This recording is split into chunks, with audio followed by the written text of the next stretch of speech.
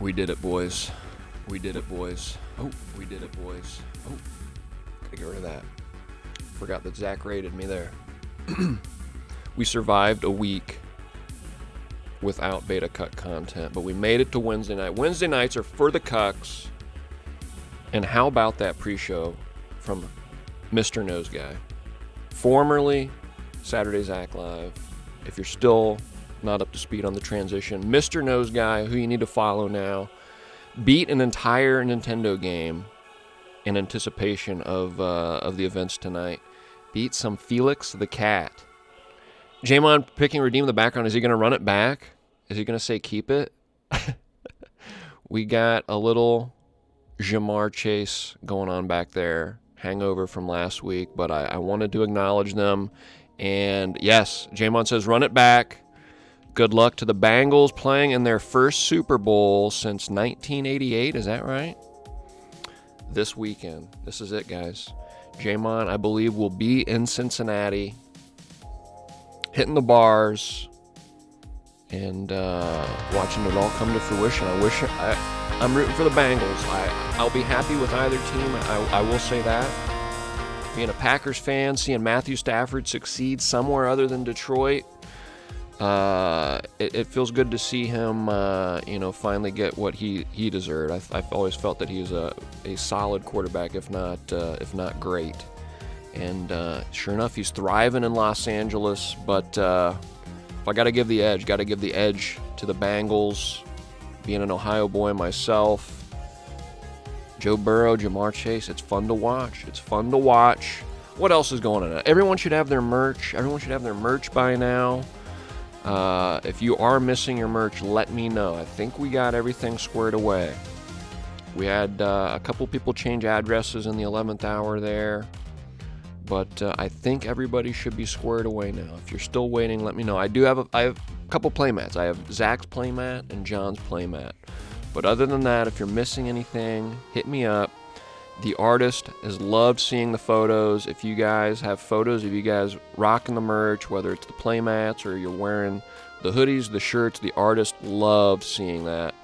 And the artwork has transitioned and segued into another job for him. He landed another cool commission that he's very excited about. He gets a lot of work. He gets a lot of work doing what he does, but he's not always excited about it. He loved doing the Betacuck artwork. It was fun and in his wheelhouse, and now he got some album cover artwork for a music group based on what they saw with the Betacuck artwork. So awesome for him. So happy to see he got some extra work there and is going to have his talents displayed on some artwork, or rather on a cover, album cover, and maybe some vinyl sleeves as well. I'm not sure if they're doing pressed vinyls or whatnot, but congratulations to Colin. Check him out over on Twitter. I believe it was at Colin Kinsella. Or not Twitter, Instagram, the gram. But everyone should have their merch. Hit up your boy if not. What else is going on?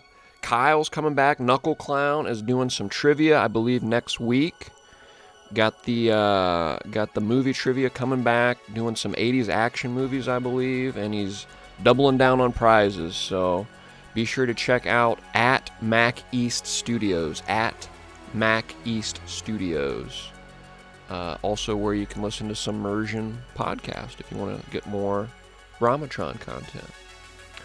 Let me get caught up on chat, and then we will get caught up on what we are doing tonight. I am super excited. This is probably the most excited I've been. But before I get ahead of myself, make sure I'm not missing anything. We got Jamon redeeming Pick the Background. We got, of course, Mr. Nose Guy's raid of a party of 6. Jamon cheering 100 bits. Thank you so much, sir. And once again, good luck to your Bengals. We do have a Rams fan here, Dr. Goose, saying go Rams. The Rams are getting some support from Dr. Goose. Is he a lifer? Is he a lifelong Rams fan? I know he's talked about the Rams with me several times. And John, yep, I got your playmat. I think we're square there. Johnny Bama's still waiting on her shirt. That's good. Thank you for letting me know. I forgot about that. The 2X shirt. We'll get you squared away there. I'll make sure that that hasn't fallen through the cracks. I doubt it has, but I will double check for you. And Dr. Goose, in all caps, reminding us that he is not a bandwagon fan of the Rams. He is a Rams life fan there. Jamon says Rams don't have fans. Okay, where are we at here? We've got my childhood Pokemon PSA submission. These are my cards from my childhood. I was 9 years old when the game came out. We, of course, saw in the very first episode way back a year ago when I revealed my first 4 cards. Charizard, first edition, Holo Dark Dragonite there, Regirock Gold Star, and the infamous Dark Charizard, which will probably get mentioned later tonight. That was episode 1. Episode 2, the next chunk of the submission finally arrived after 14 months. We got into about half of it last week. Losing my voice. I got plenty of drinks. We're going to be drinking. And on that topic, we were doing some heavy drinking last week. We were pouring shots every time we pulled a PSA 10, and boy, was I shocked with how many we had. The PSA 10s were flowing, the sake was flowing, the Crown Royal was flowing. It was a great time, but it was a lot of the lower tier stuff. You know, I had a lot of, non-holo promos, and the Southern Islands we looked at, some of the, 2004 sets and things like that. We are getting into the true vintage Pokemon cards now. Some of the OGs, base set, Fossil, Team Rocket, Jungle, the Gym Heroes and Gym Challenge sets. Some of my favorites, Expedition, the Neo sets. So a lot of cool cards. Got about 30 cards left queued up tonight. Jamon reminding me to hydrate. I say we kick it off. We kick it off here. Got the got my sake on ice tonight. Gonna lead off with a shot.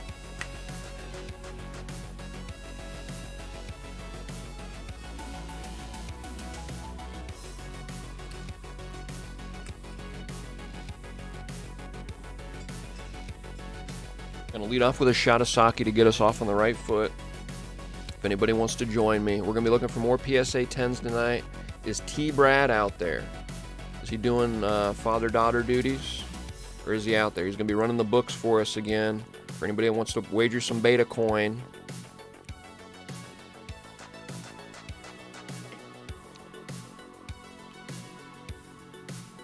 Ooh, that's good. That's the good stuff. That's the good stuff. Mr. Nose Guy reminding us he's 5 deep. And I need to remind you, for every 300 bits that are contributed, I'm going to get my little raffle sheet here.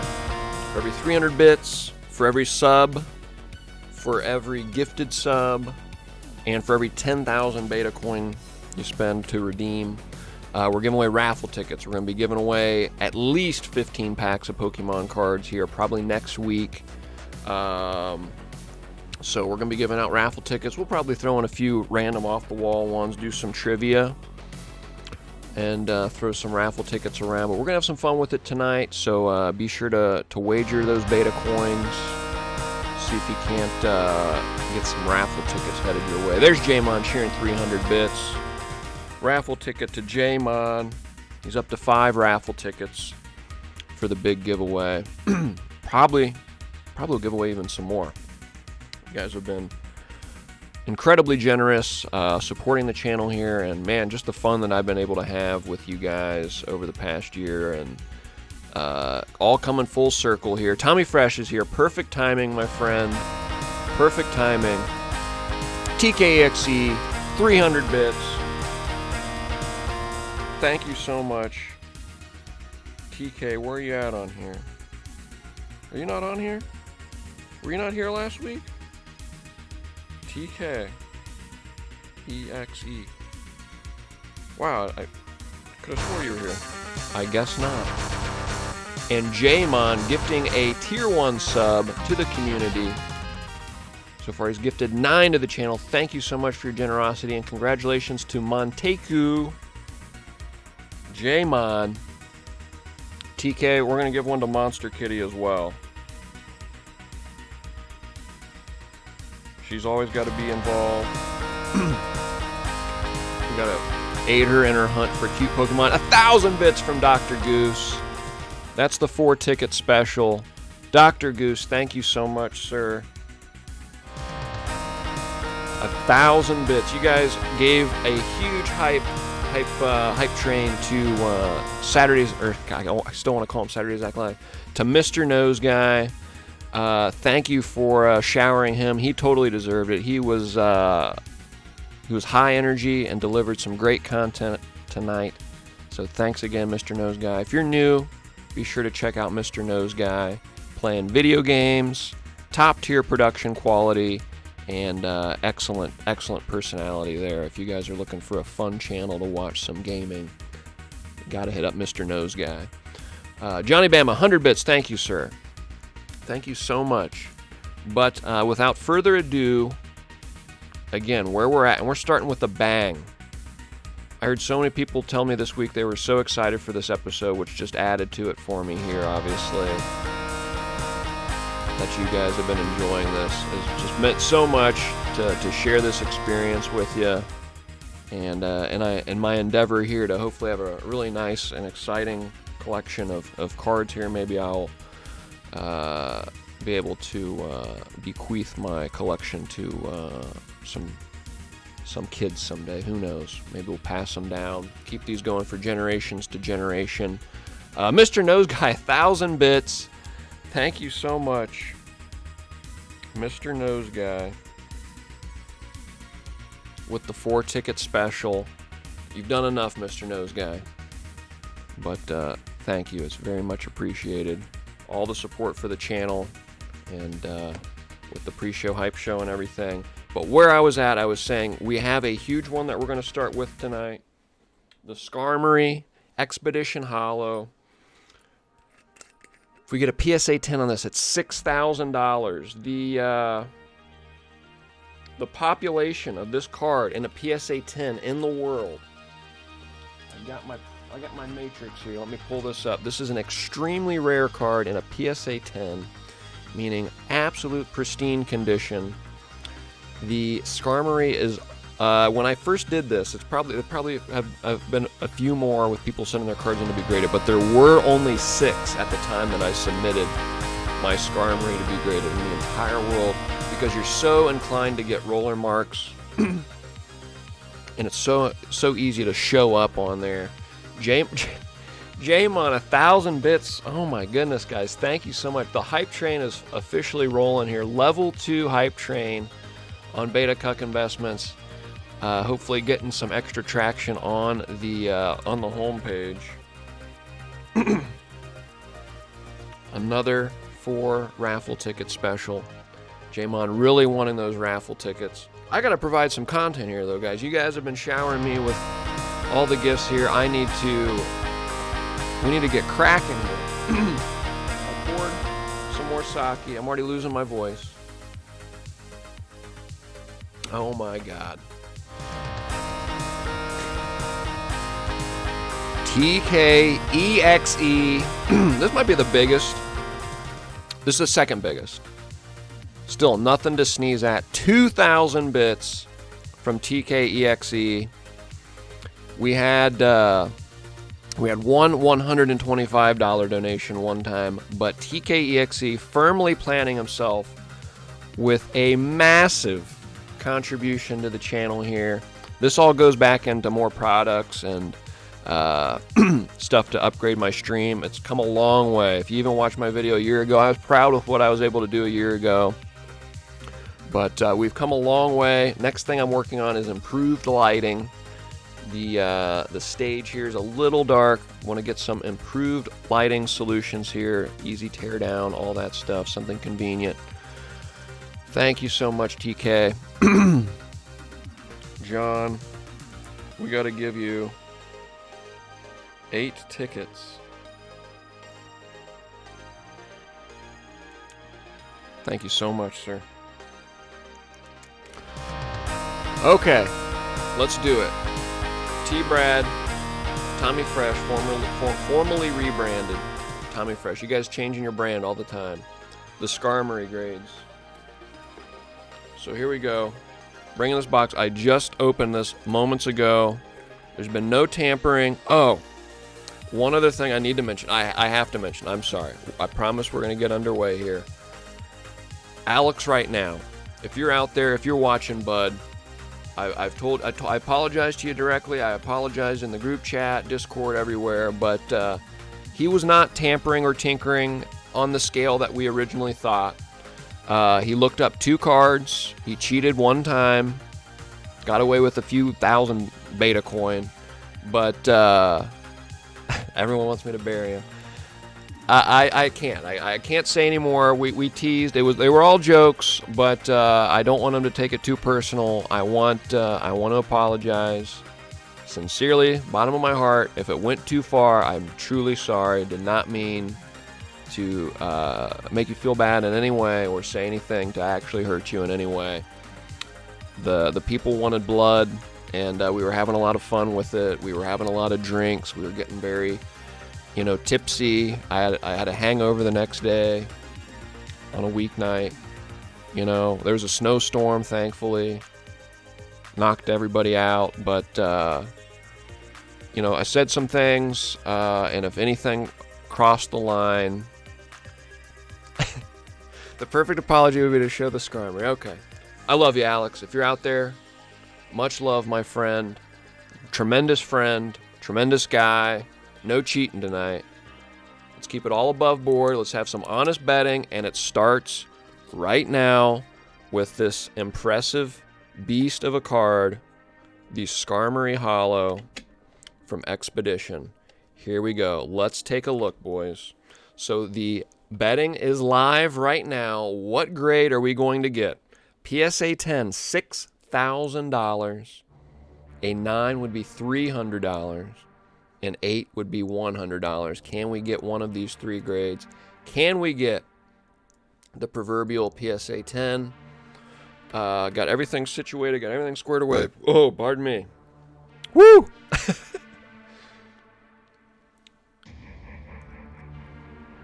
Let's have fun, guys. Let's have some fun. We are underway. First card, taking a look. There's some scuffing, all right? There's some scuffing. All right, this is one. I remember I pulled this on Christmas Day. It would have been probably 2002, Christmas 2002, I would wager. And it had to go into my mom's purse. This is the famous bane of a lot of these cards, is there was a period of time where all these would have to go in my mom's purse until I got home to sleeve them up. So we got a little bit of chipping. We got a little bit of scuffing. I don't know what's going on down here. Ooh, goodness, that looks like that's on the card. So that's unfortunate. We might have a PSA 7. I'm going to hope for an 8. Front looks clean other than the scuffing. The scuffing's pretty noticeable. Into the eye test, when you have that much visible going on, this could be a 7. Under is paying 100 to 1 right now. Here we go. Let's reveal it. This is a huge one. This is a huge reveal here. I don't think there's much suspense over a 10 unless our grader had a little slip up here. Show me an 8. All right. 3, 2, 1. 7. I said, that it might be a 7.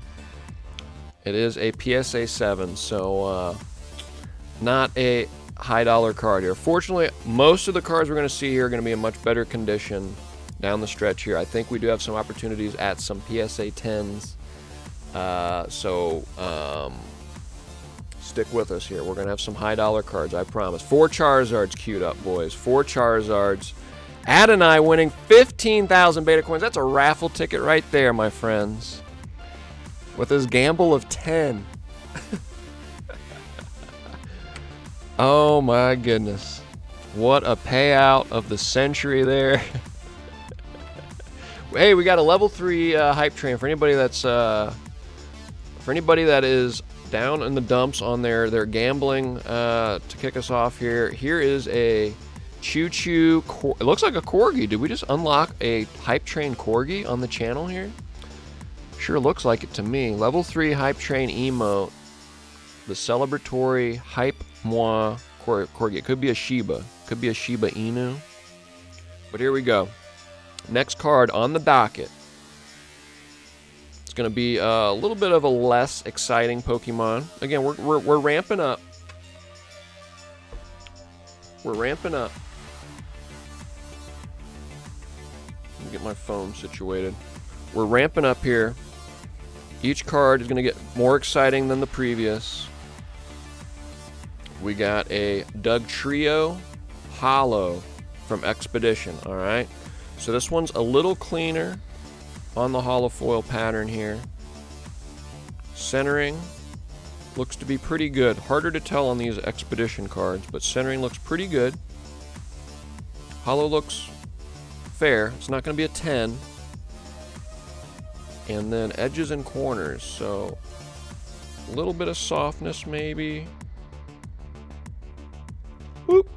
And a little chip in the bottom left that's pretty noticeable. It's going to be an 8 or a 9 in my opinion. I don't think we have another 7 here. I'm gonna wager an 8 personally. Would love to see 9s on some of these Expedition Holos. These might have been in the pocket for a little bit. Because Adonai 8 might have a little bit of insider knowledge. He would be the one that would take me to buy these. He probably even bought me a few of the packs. Very kind and generous young man. Always hanging out with me. I was the younger cousin, and Adonai always took good care of me. I'm going to go an 8 on this bad boy. Dugtrio Holo. Got $250 at stake, but this might just be a $50 slab here. We'll see. Here's your countdown, Thomas. Over is paying well right now. What was the over-under set at on this bad boy? A 9? Here we go. 3, 2, 1. It's an 8. So there is a PSA 8 on the Dugtrio Holo. Alright. If I get this stack too high, let me know. I don't want to block the light. I actually noticed I was blocking the light last week when I went back and rewatched. Next card. Ooh, this is a nice one. We get into a pair of Mews here.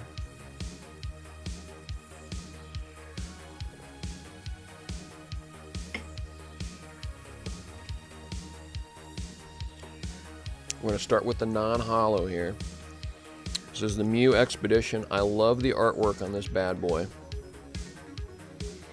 We have a non-holo and we have a reverse holo version of this. Two of my favorite cards. I had 3 copies. One of them wasn't worth sending off, one of the non-holos.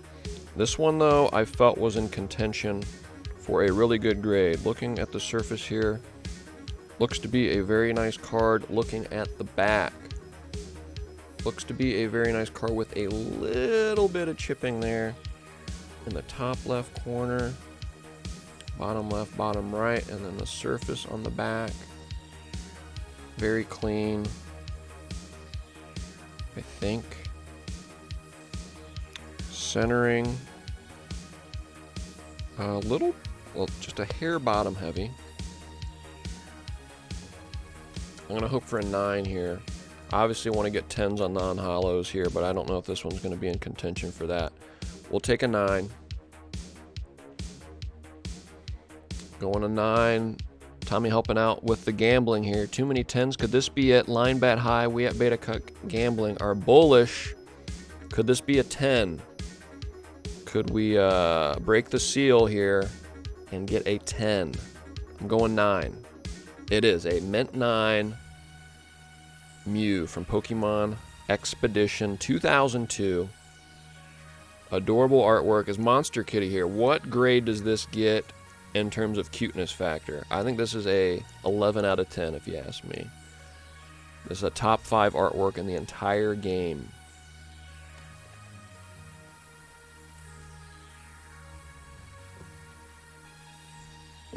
Next one. I mentioned it. We have a reverse holo of this exact card. Mew Expedition Reverse, a lot more at stake here. A very popular, highly coveted card. Again, one of the best artworks in the game. The entire game, in my opinion here. Props to the artist. Who is this here? This wasn't Ken Sugimori. This is Hajime Kusajima. Props to you, my friend. This card looks great. Only the slightest hints at softness in the corners.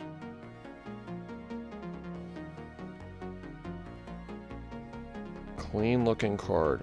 Very clean looking card. Would love to get one of these hollows in a PSA 10. Hard to tell the surface on a camera here. Helps to sometimes have natural light. We're not going to sneeze at a 9. But would love a 10 here. I'm going to wager a 9. If I was betting my beta coin, I would go a 9 on this. But man, what a sick 10 this would be. We will pop off if we get a 10 here. This would quickly catapult into one of my most valuable cards across all media that I own here. Whether it be sports, Pokemon, Magic, Yu-Gi-Oh! Got some old Yu-Gi-Oh! Cards worth some money. This would catapult into one of my most favored cards right here. It already is, but as a 10, what a treasure this would be. Here's your countdown, Thomas. We got some spicy bets on this bad boy. Hoping for a 10. We gotta will it. We gotta manifest a 10 here. I'm not gonna say expecting a 9. I'm gonna say 10. Show me the 10 here. 3, 2, 1. Meant 9. All right, we'll take it. We'll take it. Nice card there. $250 in the 9 there. PSA 9. Nothing to kick out of bed for eating popcorn. Sweet card there. We're gonna honor it. We're gonna put it on the stage here. Got to show some respect to some of our cool pulls tonight. And again, it only gets better. I'll drink to that one.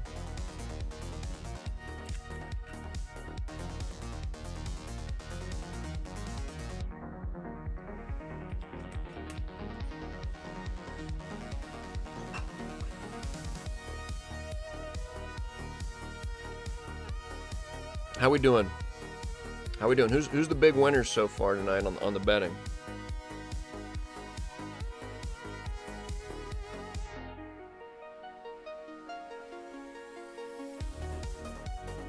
Are the predictions firing off at the proper times there? Yeah, I think we're good. Gambling not going a few your ways, huh? Ad and I a big winner so far. Took all of Zach's coin.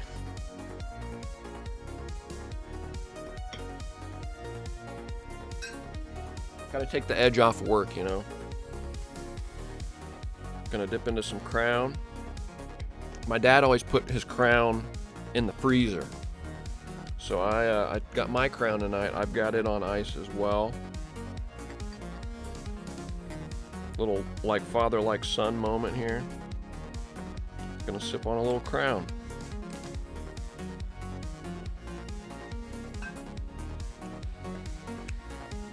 Next card on the docket. What do we got? I don't even know what we got. Ooh, what about this, boys? We got one of the starting 3 here. A Venusaur. It's not from base set. Again, we're ramping up. We got 24. We got even more than that. I think we got 25 cards left. I think I miscounted one. But we got Venusaur Expedition Reverse. All right. Let me introduce you to this bad mamma jamma.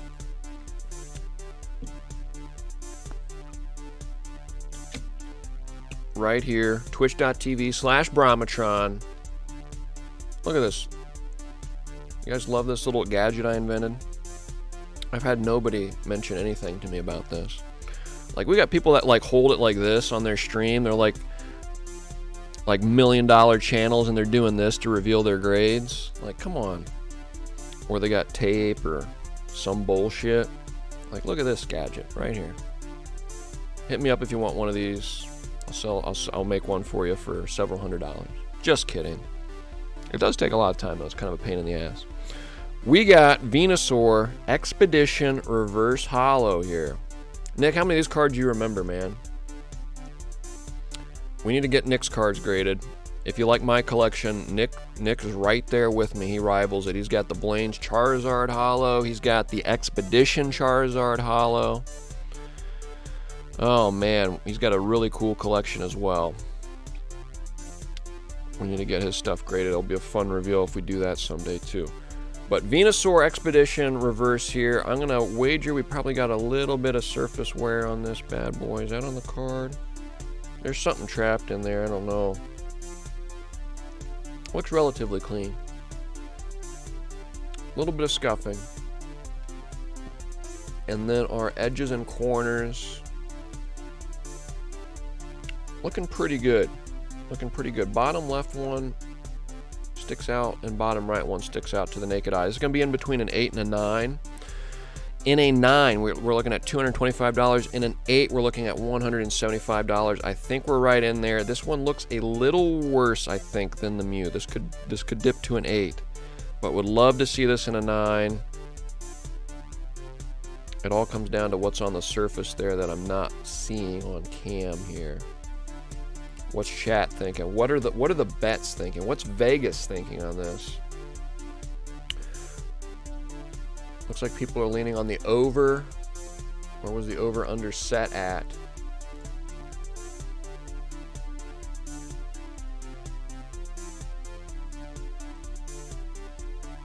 Here we go. Here's your reveal. Here's the countdown.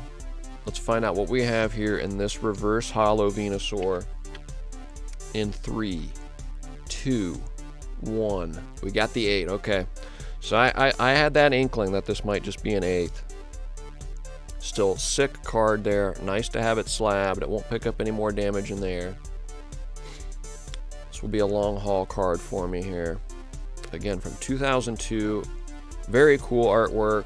Very cool rendition of Venusaur there. In the PSA 8. Adonai has the Skarmory. I didn't remember you getting a Skarmory. Is it the full holo or the reverse? Because the full holo is definitely the one to have.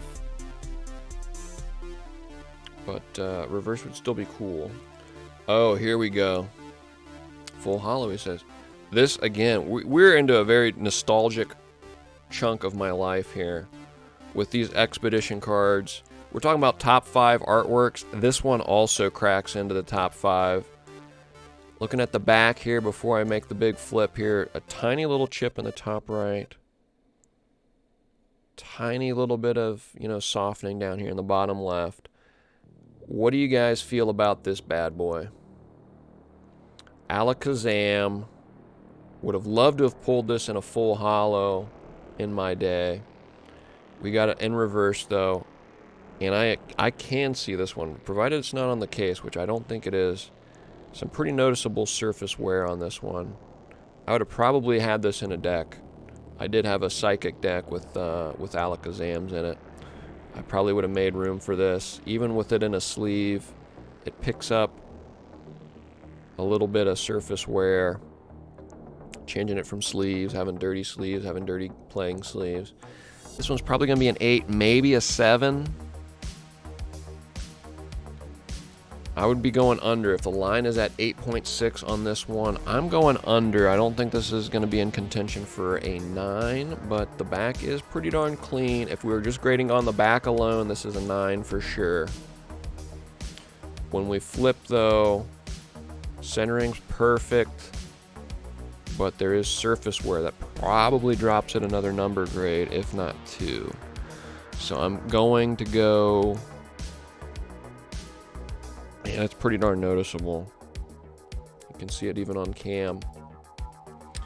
Shit! I was hoping this was going to be a 9, but it's probably going to be a 7 now. Looking at it with my trained eyes after a year further invested in the hobby here, looking at a lot of PSA submission reveals. I'm going to have to go 7 personally. Nick has this as a reverse as well. Man, I would have loved to have gotten this at the full holo. Here we go. Here's our reveal. Would be happy with an 8. Would love to sneak away with the 9, but our grader's been very fair. And I'm going to guess that we're going to have a 7 here. 3, 2, 1. Okay, we'll take it. We got the 8. So we got knocked for probably 1 point there, and then 1 point for our corner. / corners. They'll round up if you got just one soft corner, something like that. You can get a 10, but I think we were probably right on the cusp, and they aired on the side of the PSA 8. We'll take it. Take it. Cool card there. $150. This is not chump change. This is not chump change. Sweet looking card. We'll honor it. We'll honor it. We love the artwork. We'll honor it. And it's right off screen. Someone joins on the channel, you know, watching for the first time. They just hop in right now. They'll be like, oh, that must be a PSA 10 reverse hollow Alakazam. Turn it a little bit so you can see the hollow pattern. Yeah, these are PSA 10s. If you're just joining the channel, welcome. This is Betacuck Investments. I'm your host, Brahmatron. Check us out. Check us out. We're here every Wednesday night, 9 p.m. Big stream tonight, looking at my PSA submissions of my childhood Pokemon cards. Waited 14 months. They're finally back. Look at these PSA 10s. Look at these PSA 10s right here. Sick.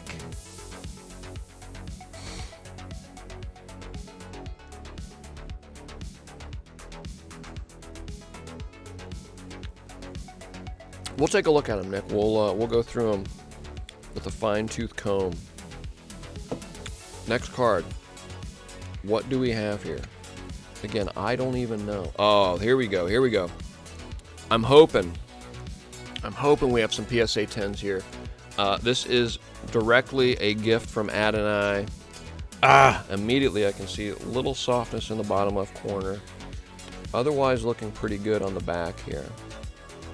Not too bad. Nick bought me 2 Sabrina's theme decks, which include this bad Mamma Jamma. Really cool artwork here. Ken Sugimori, the GOAT, the OG, who created the artwork for most of the Pokemon that you know and love. Sweet card. Sabrina's Alakazam. Love the density of the card here, the density of the text here. You got Sabrina down in the bottom right-hand corner. Centering off. It is bottom heavy. I would kill for this to be a 9 still, though. Sweet card. Nick bought 2 of these for me. Again, very generous guy, but was thinking that I was going to be able to get a Sabrina's Gengar out of one of these. I'm like, no, they're pre-constructed, meaning I'm going to get the same out of both, but I love Sabrina's Alakazam so much, I do not care one bit. Was happy to have 2 of these in my collection. Again, I believe I had a Psychic deck going there for a little bit as a child. Again, now we're back to like 2000. Yep, the year 2000. Christmas. Unwrapping this bad boy. Sabrina's Alakazam. I would love to get a 9 here. Man, it's going to be close. Was hoping for a 10. It's going to be one of our best chances, honestly, or some of these ones that went straight into a sleeve. I'm hoping, is that on the case? Yeah, it looks like it's trapped in the case or on the card itself. Show me a 9. Here's your countdown. This is a good one. This is a good line. Set at 8.6. Could see our first 8.5. We've never seen one of those yet. It's right there. It's 8.59, if you ask me. If I was a betting man. Sweet ass card right here. 3, 2, 1. Yes, let's go, baby. Sabrina's Alakazam Hollow, PSA 9. We're going to take it. We're going to take it. After looking at it, going in, I was hoping for this first one to be a 10. We got 2 of these, though. We have a shot. We're going to take a close look at the next one here. I was hoping for a 10. Then looking at it and knowing what we've been getting on stuff, I was like, ugh, could this be all the way down to an 8? We're going to take the 9. Sweet card. Again, hoping these will age like a nice fine wine. Speaking of, let me take a sip.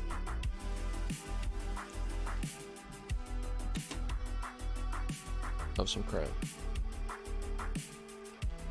I thought I had some sake poured. I forgot I had crowned my little sake. What are these called? We got Jamon out there. Recently highlighted, got a dope card.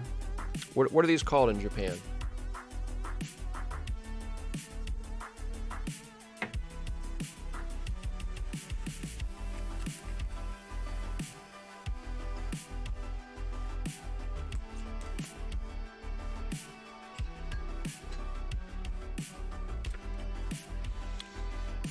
So I mentioned a sake cup, a choco, Tommy Fresh, one-upping Jamon. If true, a choco. If true, that is a badass snipe there by Tommy Fresh.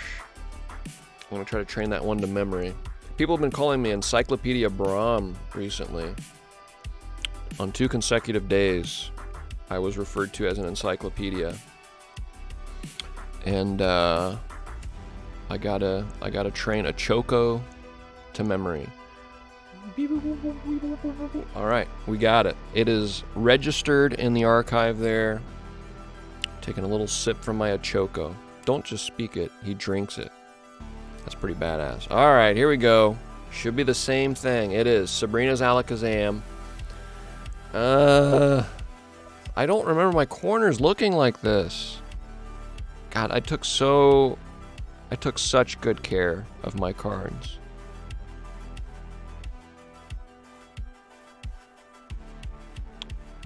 A little bit on the case there, but just a tiny hint in the corners. Centering, same centering as we had on the last one. It's a little bottom heavy, maybe like a 55-45 left to right as well. The surface looks good. Say great, shy of one line that appears to be inside there in the bottom left-hand corner. Pardon me.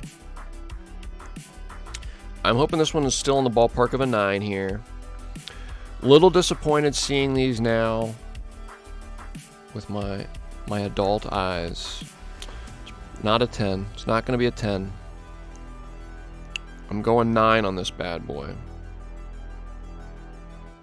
Same line, shitty corners. What do we think? Same. Did I have the line there on the last one?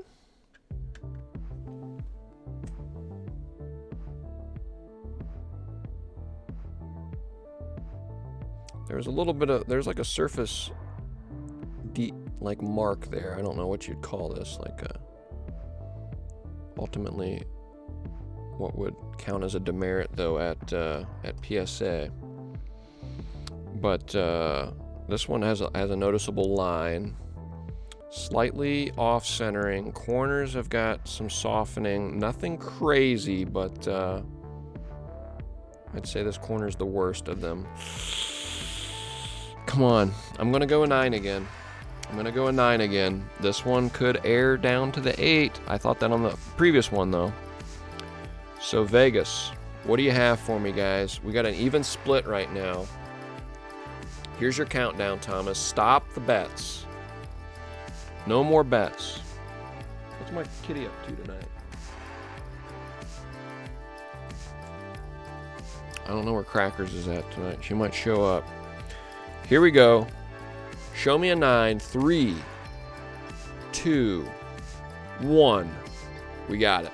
Another PSA 9. Nice pull there. We're going to take all the 9s we can get. Again, want to find one Holo 10. It'd be so cool to have one Holo 10 just for something to survive 20 years and a child's binder to make it out alive as a PSA 10. These were some of our best shots at it, though, unfortunately. We'll take another 9, though. How does this work? How do we not get bad juju? I think we need to honor both of them so that we don't bring a curse upon us. Bridget says, Crackers, Cam. If Crackers shows up, I'll bring her on.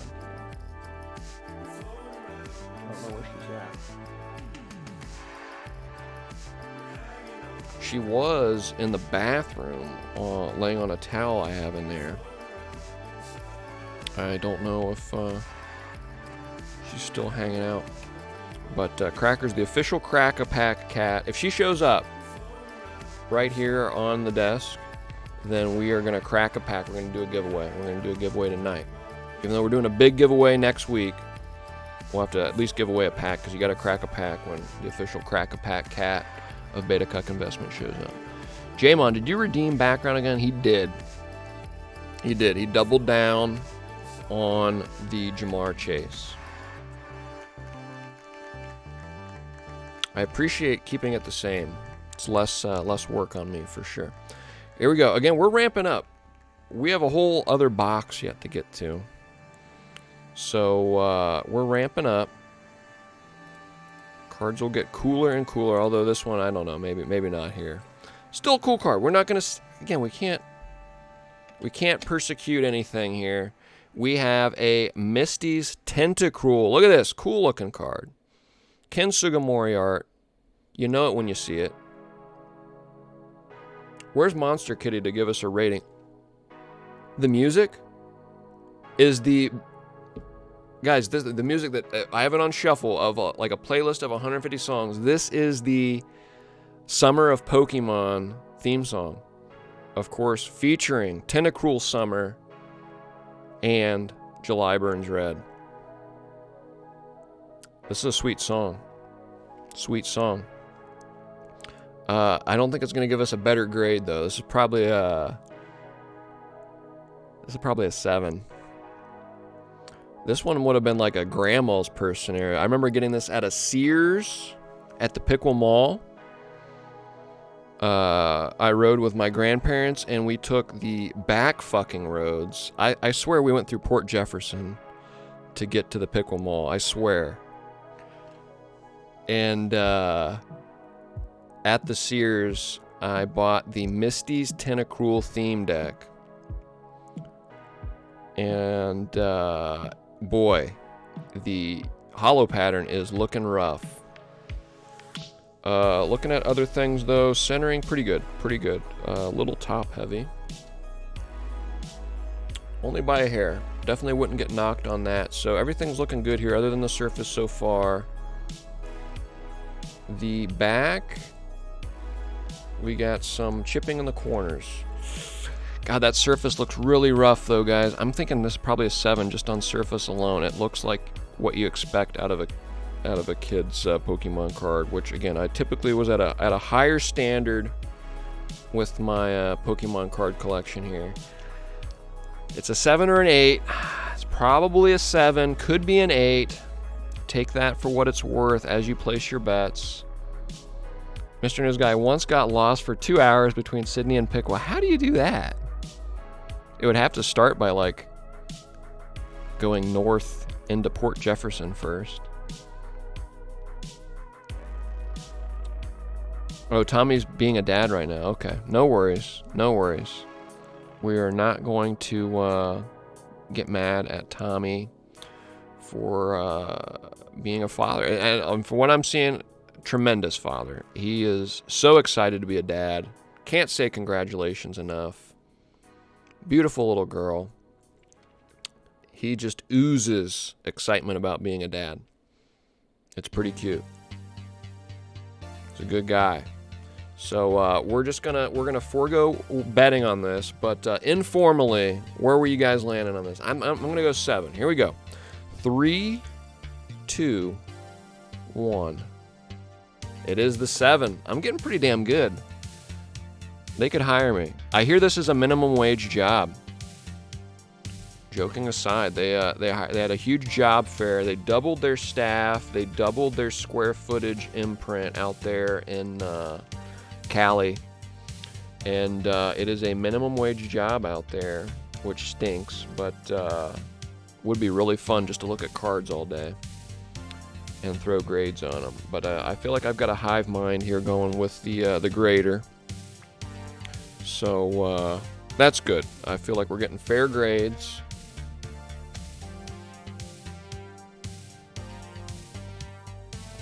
Kind of cool summer. Here we go. Next card. What do we have?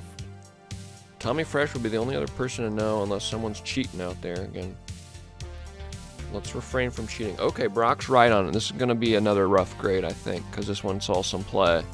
Had this in a deck for a while. Had this in my stall deck. This is when I went on a hellacious tear.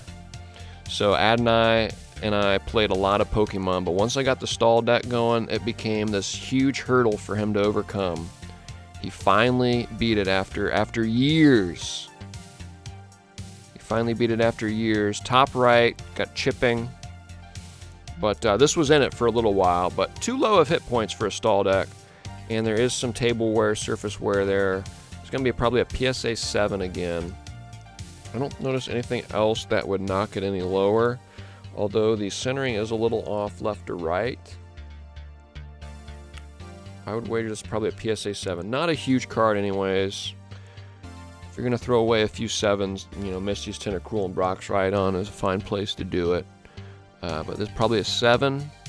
Still a cool card, great artwork. That's probably Sugimori. It is. Cool stuff here. Look at this attack, though. Flip a coin. If tails, it does nothing. You invest 4 energy on that to do 70 maybe. So on average, you're doing 35 for 4 energy. Like, come on. Why was I playing this? Tommy's back. Line set at 7.5. I'm going 7 on this bad boy. And I think it's easy money to go under. I don't think it's going to bleed down into a 6. But the back looks pretty decent. Back's probably an 8 or... back's probably an 8. But that's a rough surface there. Tommy's back. Set your bets. Set your bets. I always flip heads. I had a lucky coin. That Chansey coin. You remember that bad boy? That, and I think, wasn't there like an Alakazam coin? I feel like those coins, not that they were intended to be weighted, but man, I feel like I did flip a lot of heads. This was one of the early permutations of my stall deck right here, though. Brock's Rhydon, Brock's Onyx, Brock's Geodude, bunch of full heals. Here's your countdown. 3, 2, 1. Ouch! I mentioned it could dip to a 6. I didn't think it was going to. That's a rough pull. That's a rough one. We gotta drink. We gotta drink. I think we drink on 10s and we drink on whiffs. That's the lowest grade of the night. Got a fresh shot of the sake here.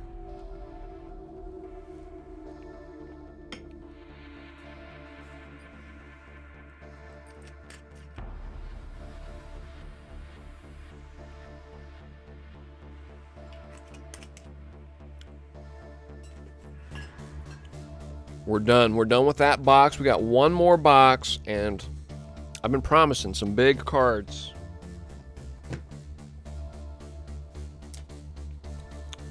They're coming. Look at this bad boy. So I think we had at one point pulled a card out of here. The back card, it was like the Erica's Vileplume, I think.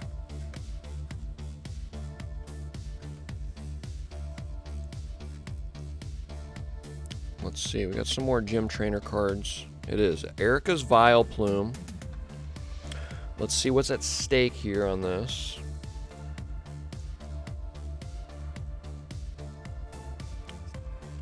Erica's Vileplume. So, $200 on the very top end, so not a crazy card. Again, we're working towards it. 8, PSA 8 fetches 75 bucks. This box has got a lot of dust in it. So it's not just my house, man. Dust is just a thing, guys. Because these boxes have been sealed. You crack it open, there's freaking dust everywhere.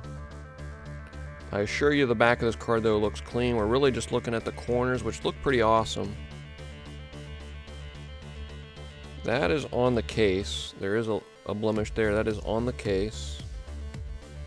For everyone looking for an informed wager here. Edges and corners looking pretty nice. It's going to be about the surface here, which does have a little bit. It doesn't have the PSA 7 or 6 surface, but there is some wear on there. Centering's going to keep us in the conversation here. I'm going PSA 8. Line set at 8.5. The back is a 10.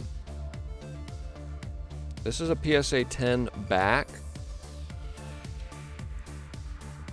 The surface, I think, is going to drop us 1 to 2 grades. I'm going to wager on 2. And I'm going to say PSA 8. It would be cool to pull a 9. A 9 is a nice card. A 9 is worth the grade for sure. So there's some excitement here. If we pull a 9, we got a nice swirl. People actually go nuts for these swirls. You can actually add it to your eBay listing when you're describing the card. If you got a swirl on the card, some people only collect the holo if it's got a swirl. We got a nice swirl. I haven't really been paying too close of attention to those swirls. See if these Alakazams had one. Nope. Very dark holo pattern, which is unfortunate. You can get like a $25 premium on just like a swirl.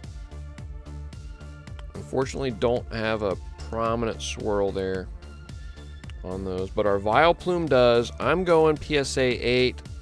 Would love to surprise myself here with a 9. Here's your countdown. People are taking the under here. Pretty nice payout if we do pull the 9 here, which is possible. I'm not going to be shocked. 3, 2, 1. It is the 8. PSA 8. Erica's Vileplume holo. So, again, tremendous back there. Hopefully we get more cards here that have the nice clean back. The surface was just too difficult for me to keep clean. Really didn't handle these too much. A lot of them went right into a binder, but all right, degenerates, listen up. Next bet is a fun one. Thomas knows more than I do. The next card,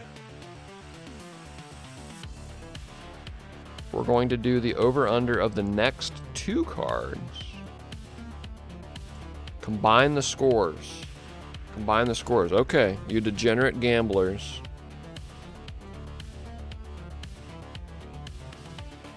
Get your bets in before we reveal the first. First card is going to be a very difficult card to grade.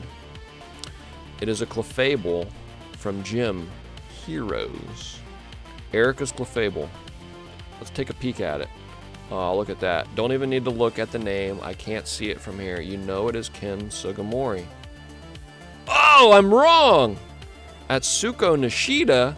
Well, props to you. You mastered the craft of Ken Sugimori there. Cute little Pokemon there. Erica's Clefable. This is important. I got to give you guys some good analysis here, because this is a big bet. Next 2 cards, I'm going to assume it's because Thomas has to do some fatherly duties, but maybe it's completely in earnest here. He's just deciding to do something different. No swirls here. The holo pattern is actually really clean. There is some of the factory stuff going on though, which is what you run into with these colorless cards for whatever reason. Slight line there, but otherwise very clean holo pattern, which is very cool. Centering is a little bottom heavy, just by a hair. What I'm seeing so far leads me to believe we're still in contention 9 to 10, but what was the back looking like here? Little chipping up here. Just a tiny little bit down there in the bottom right. This is a cool card. I would love to get this in a 9. So this was a pretty clear 8 to me. This is definitely blurring the line there. I would hate to dip. This could be our first 8.5. I'm going 8.5 or 9 on this. I'm going to hope for a 9. Cool card here. It's pretty nice in a 9 too. Almost $200 in a 9. We got the swirl there. I think I said earlier we don't have a swirl. We do. It's just not showing up super well. That's weird.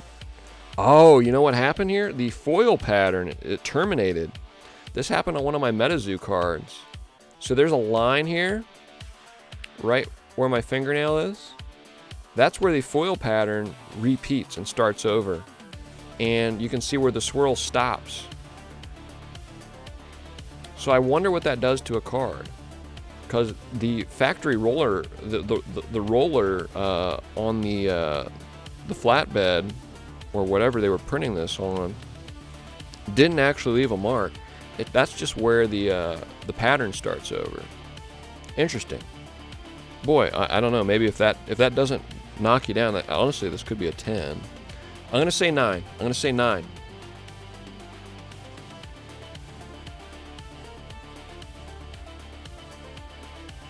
Tommy's got to end it. He's got fatherly duties, which is unfortunate, but that is part of life. So we thank Thomas for his contributions to the stream. I assume he's meaning he's got to end the whole thing. We'll see. We'll see. Hopefully he's able to stick around. Okay, he's just changing out the bets. Cool. He's just changing out the bets. Here we go. Here's your countdown on this first one. End your bets. We don't even know what the second card looks like, though, Thomas. Do I need to show it? He's changing it up. We don't even know what the second card is. Okay, we're gonna change it up. Have you ended the bets?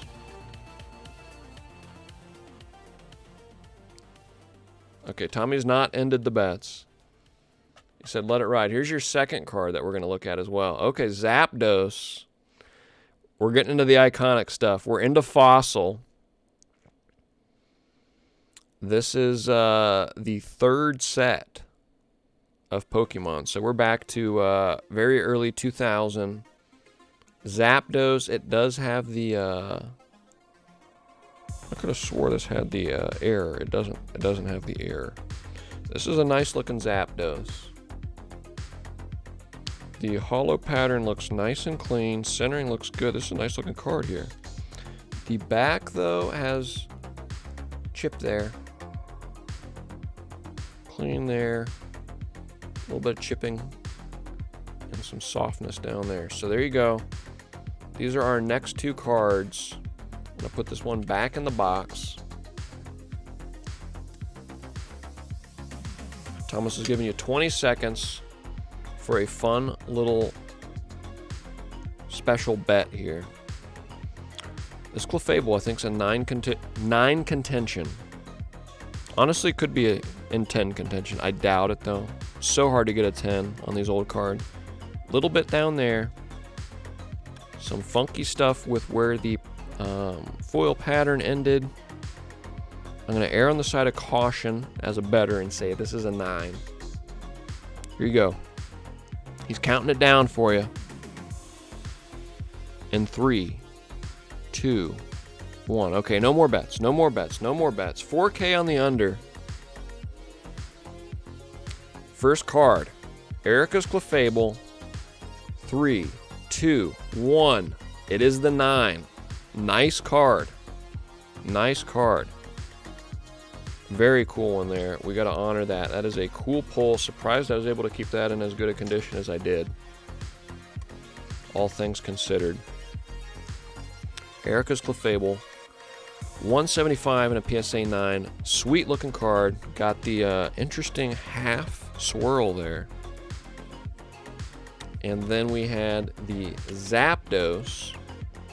This is cleaner than I remember this being as well. Sweet card, man. A little bit of softness in the corners. I'd go so far as to say chipping in the bottom right. Maybe another 9. This would be really cool. If we get some fossil 9s, that'd be sick. Here we go. Zapdos Hollow. Got the Cosmos Thunderstorm. Okay, so this is interesting. I might have missed this when I submitted. This is a special run of this from the Thunderstorm deck, I assume is what that means. It's got the Cosmos Hollow pattern. Here we go. 3, 2, 1. Got the 8, so I missed something here. Again, I trust our grader. It is a little top heavy, but don't think that would have been it. It's probably just the corners, and I'm probably just missing something on the surface. Would have liked to have got the 9 there. Oh, sorry. Value on that.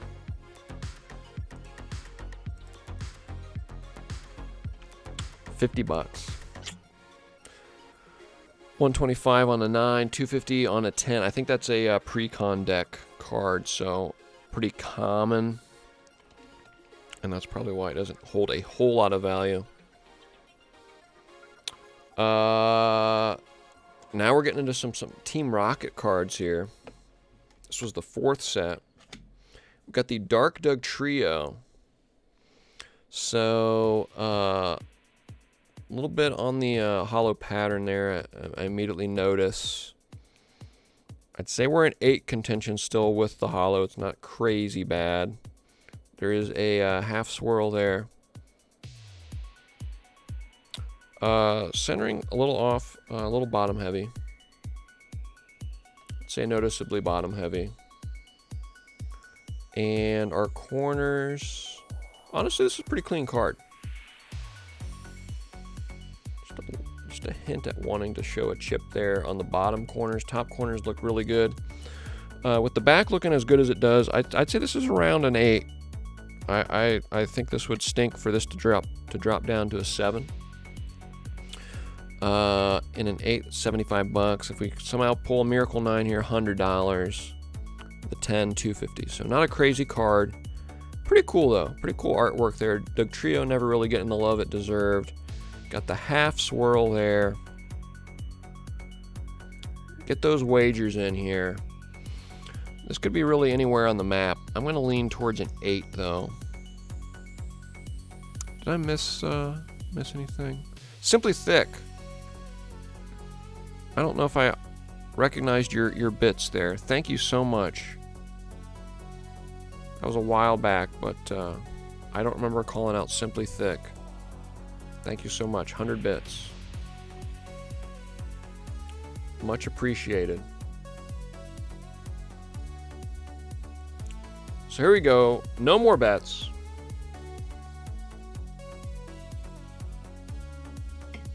I hear Crackers. I don't know where she's at.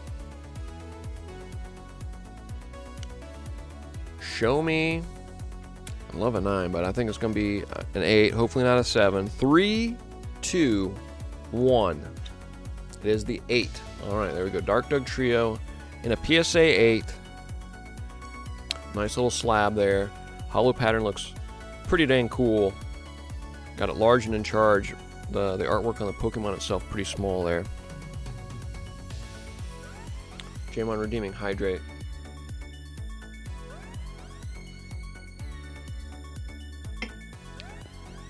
I'm in a good spot right now. Feeling pretty good. How's everyone else doing? We gotta add some more cards to the spice rack here. Got lucky on this Clefable. Pretty cool pull. But we still have like 4/5 of a really nice box. And I've been promising some sweet cards. Where are we at? Oh, I love the artwork on this. This is a Rita artwork. Not that I want to put one ahead of the other. I love Ken Sugimori, but Arita is your boy that did Charizard, the OG. Look at this guy here. Sick artwork. He just does really dramatic art.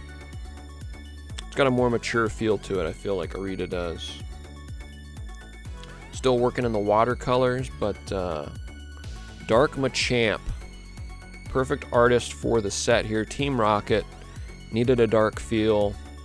And Arita coming through. An iconic Pokemon artist. The artwork though, man, this looks really clean on the holo from a user wear side of things, but we do have some roller marks. Look at these. Got one here on the right hand side where the tip of my fingernail is. Got a second right there and a third over there. Otherwise, looking nice on the surface. Centering just a hair bottom heavy. And then the back. A little bit in the top left. little bit in the corners. I don't know. That kind of looks like that's on the card there. Some scuffing down there. It's between an 8 or a 9 for me, but probably erring on the side of an 8. I've been guessing a lot of these correct. Vegas would definitely have to show some respect to my grading prowess here. I'd have to go an 8, but man, I really want this to be a 9. 9, $200. 10, of course, $350. Just don't think it's in the cards here with the roller marks. I'm gonna go. I'm gonna manifest a PSA 9 here. Here we go. Here's your countdown. In 3, 2, 1.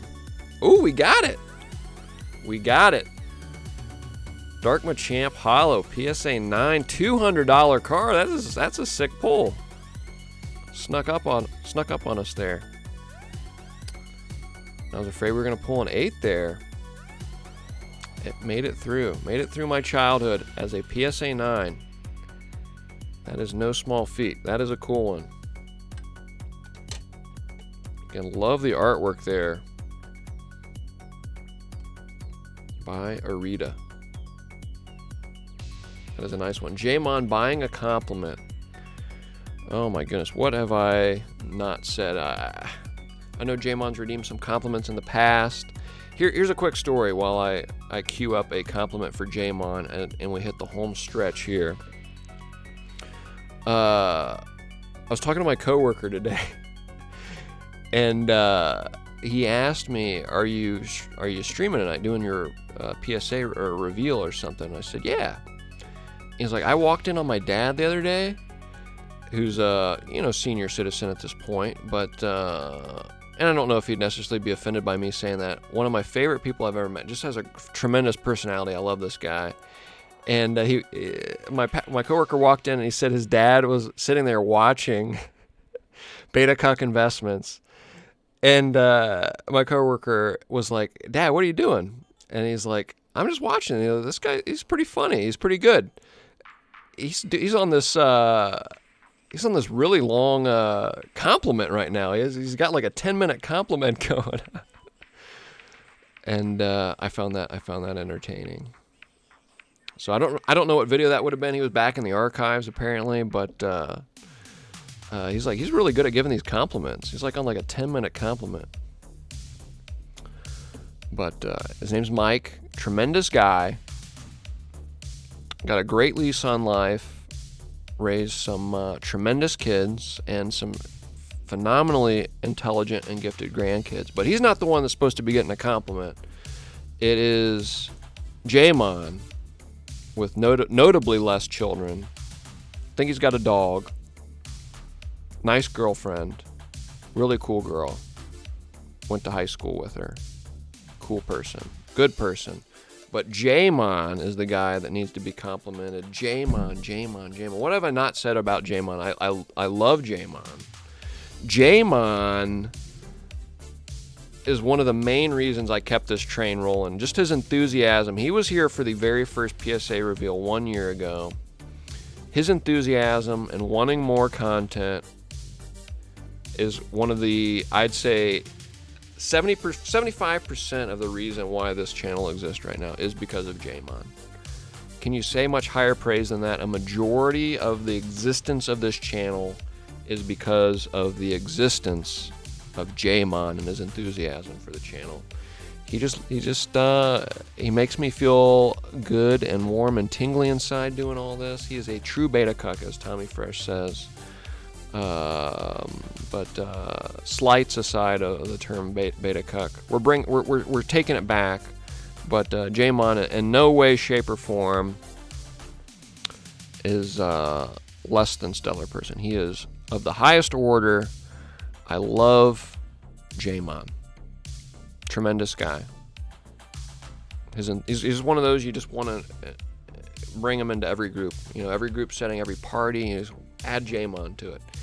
He just gels perfectly, and he rewards you with his enthusiasm and excitement to be a part of it all. So he's done that with the channel here, and we owe a lot to J-Mon. Adonai redeeming a Celebrations raffle ticket. Adonai, I don't think I have you on here. Creating a new line item for you. Adonai is in. He's in the raffle. Again, giving away at least 15 packs of Pokemon cards, maybe more. We love you, J-Mon. We love you, Adonai. Let's get going. J-Mon, why am I crying in the club right now? Makes sitting at home watching the VOD going, damn, he really loves J-Mon. Oh, Mike, yeah. Yeah, man, I can give you, I can give a good compliment, and I don't bullshit on him. I might go long on it, but none of it's bullshit. I won't lie on a compliment. If you're a piece of shit, like Alex right now, just kidding. No, I'm just kidding. He's great. Alex right now is great. We're not going down that road again.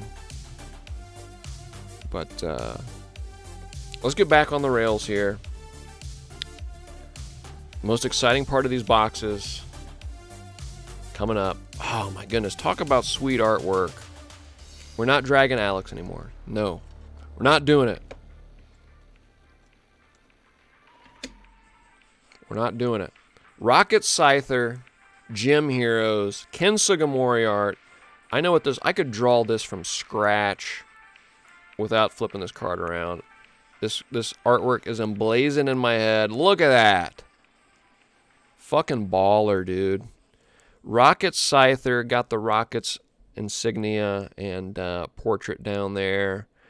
The Rocket cards, the Dark cards, always were weaker. They were never really viable, other than Erica's Vileplume, which we looked at earlier, was actually very competitive in the Pokemon trading card game back in the day. But it was always about the art for me. A lot of them got some great treatments, and this is one of them. They just tend to be dramatic art, and this is a sweet one. Got this card for $5. Is that right? No, I got it for cheaper than that. I bought 5 cards for $12, 15 bucks. A kid was getting into Magic the Gathering, was really just hyped and selling his collection. We were at the Dayton Mall. No, maybe it was Cincinnati because we went to Graders. No, there's a Graders in Dayton, right? Oregon District. I think it was probably the Dayton Mall. This guy wanted to buy some Magic packs. The year 2000. He probably made out like a bandit, dude. He probably bought like Urza's. Was that Urza's block 2000? What year? What, 2000? Man, that was probably a good set. It was probably a really good set, but he wanted to buy packs, and I think we gave him enough to buy like 3 or 4 packs, and he gave me 5 cards of my choice. This was one of the cards, so a lot of the surface wear, probably not my fault, but still, even for like 12 bucks or whatever we paid him, my parents paid him, I mean, I was too young. We're doing pretty good, folks. We sent this off to be graded. I think it's still a nice enough card to be graded. Would love if we can sneak away with an 8, but it's probably going to be a 7. We got a pretty noticeable chip down here in the bottom right, bottom left. Those are noticeable. You can see it to the naked eye pretty quickly. Top right, a hint at it. Top left, pretty clean, honestly, but those other 3 corners lacking, and then we got some surface wear. It's probably a 7. Would love to get an 8 here. This card should be more valuable. I mean, I love this card. In a 10, it is 350 bucks, but even in an 8, I feel like this deserves more love. Hoping for an 8 here. An 8 would be still a cool pull. Here is your countdown.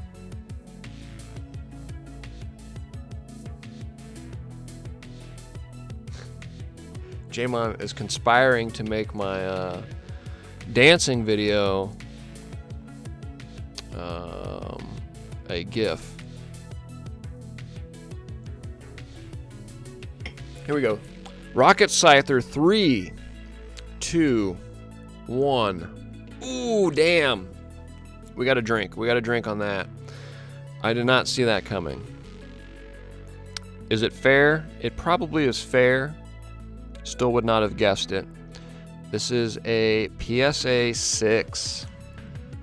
That stinks, man. It's such a cool card. This is one I really don't go out and buy a lot of singles, even in Magic anymore. Since COVID came around and haven't been able to play a lot of paper Magic, I really don't buy singles in anything anymore. More about sealed product, and obviously love to have my Pokemon collection back. But man, this is a card I wouldn't put it out of reach that I would buy like a PSA 10 of this someday, just for like a personal collection thing. I just love Scyther. He's one of my favorite Pokemon, and that's one of the best renditions of him by Ken Sugimori. But that stinks. Was there a swirl on that? No swirl either. Yeah, it stinks. But PSA 6 on the Rocket Scyther. Let's take a drink to that. I got that one wrong. We could drink every time I get a grade wrong, because I haven't been wrong very often.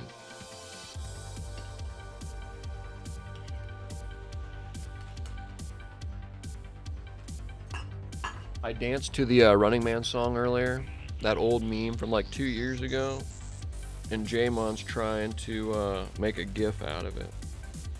But joke's on you, I have no shame. I posted a picture of my ass on Discord last week, so I really have no shame whatsoever. But to prove I have no shame, and I'm gonna have to stop the music pretty quick on this.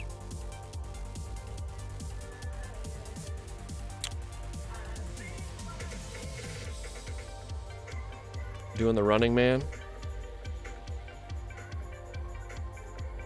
I'm gonna turn the music off so we don't get copyright struck. Look at that. Look at the rhythm I've got. I hit the point with the At Night I Think of You. I got my Swedish Fish socks on from Zach.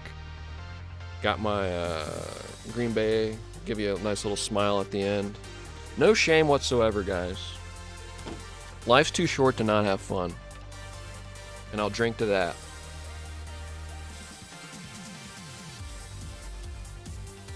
Man, this sake's good. I don't even want to do shots. I just want to sip on it. I'm gonna get my next shot ready.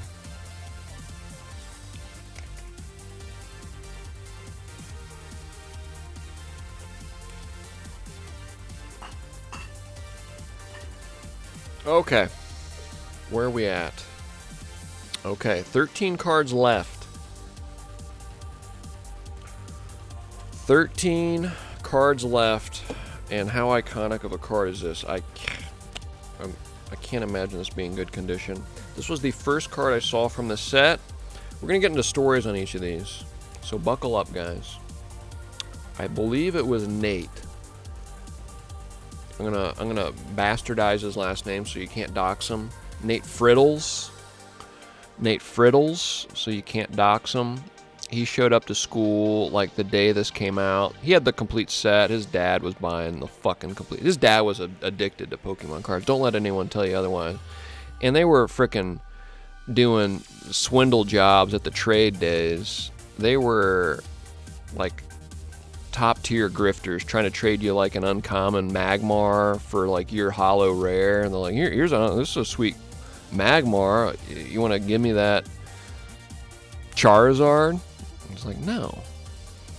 But his dad was doing all the trade deals.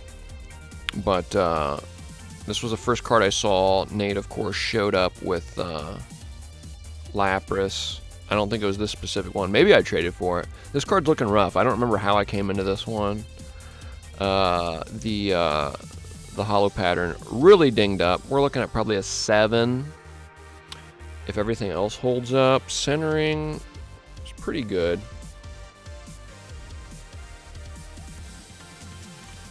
Centering's just a little bit bottom heavy, and maybe, no, left to right's pretty good.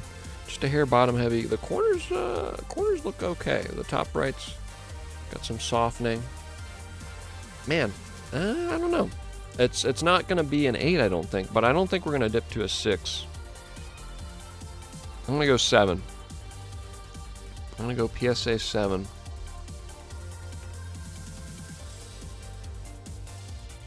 Johnny Bama's credit score went up 79 points today. The key is to hack the 3 major credit bureaus and adjust your score. Scamming 16-year-old. Nice job, Frids. He wouldn't have been 16. He would have been like, we would have been 9. His dad, though, was at the trade days at the card shop. Just swindling. Street charlatan. Just waving his hand and you'd just be suckered to give away your best cards for uncommon bullshit. But I didn't fall victim to it. I wanted to rival it. I just didn't have the capital. Here you go. Stop the countdown. I'm going to go 7. Lapras 7. I don't know even what that would be worth. Probably in the vicinity of $70, 75 bucks. PSA 10 on this, $1,000, but we're just not there on this one. Here we go. 3. Nobody's wagering on this one. Here we go. 3, 2, 1. 6. We did drop down to a 6. It's not unfair. It's not unfair. But the back looked really clean. The back just doesn't have enough precedent. It's really about the front of the card. So I get it. I get it. The hollow foil is jacked up. I probably sent this off to grade. I have a lot of cards I did not send off to grade because both the hollow pattern and the back look jacked up. But this looks so clean. I'm like, I'm just gonna send it. See what we get. How many golf lessons? Let's not divulge too much information about them. So I was off on that one. I'll take a drink to that one.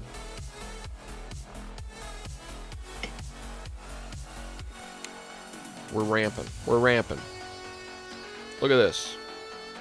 Base set, baby. Please be better condition than some of these other cards. Oh, God, it looks terrible. What am I doing? Come on. Why would I have sent this? I read an article that was like, if it has a shot at like an 8, send it. I'm like, oh, okay. The front does look clean. Hollow pattern looks pretty good. There's a little bit of surface abrasions, but it's not bad. It's not like the Lapras.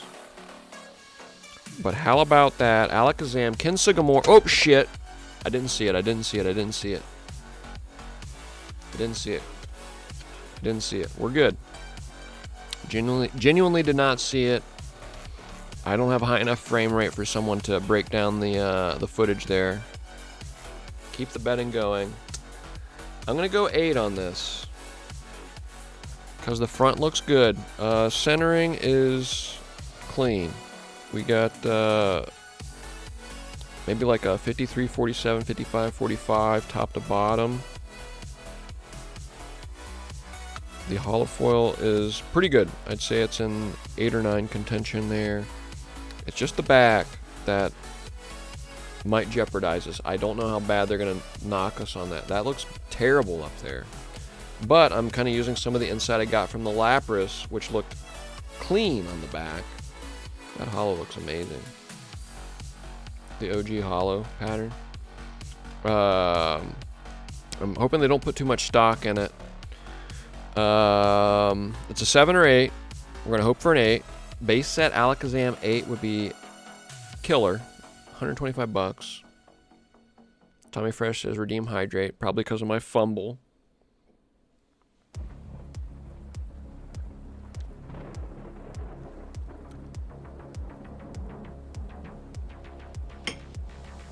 Here we go.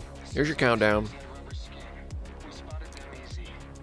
Fingers crossed emoji. 3, 2, 1. We got it. Nice. We're going to take it. We're going to celebrate that one. We're going to celebrate that one, because that could have dropped a little further. I would not have been shocked. If that we got at 6, I would have been pissed, but a 7, I would not have been surprised. PSA 8 there on the Alakazam. That is a nice card from the base set, the original set. We got a couple others, I believe. Is it up next? It is. I'm not going to reveal the name. I'm going to reveal the card. What do you guys think this one is? Hopefully no one's out there cheating. Woo! The back's looking good. Back's looking good. I'm gonna wager that we're gonna have some surface abrasions on the hollow pattern. But here is an iconic Pokemon for you from the base set. Get ready to click and reveal the name. Here you go. Mewtwo, baby. Base set hollow. I think he was in a starter deck. It was like Mind Fire or something like that. I can't remember the name of the starter deck. I want to say he was in a starter deck though. Don't know how I came across this particular card. A little bit of surface wear, but otherwise looking pretty good. Little bottom heavy. It's got the original Ken Sugimori art. It's probably an 8. It's probably an 8. I think it's in contention for a 9. A 9 would be almost $300. PSA 8 is $150 sold listings right now on eBay. So nice card either way. I can't imagine we're gonna get a 6 here. Using the evidence I have from stuff like my Charizard and things like that, those got 8s pretty consistently across the board. I'm gonna think it's gonna be an 8. But this is cleaner. This is cleaner on the back than any of those cards I'd sent off in the first 4. That's really nice looking back.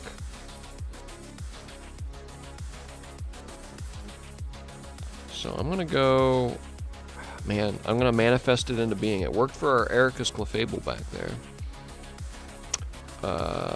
Come on, show me a 9. Man, that'd be crazy. I just can't see it, though.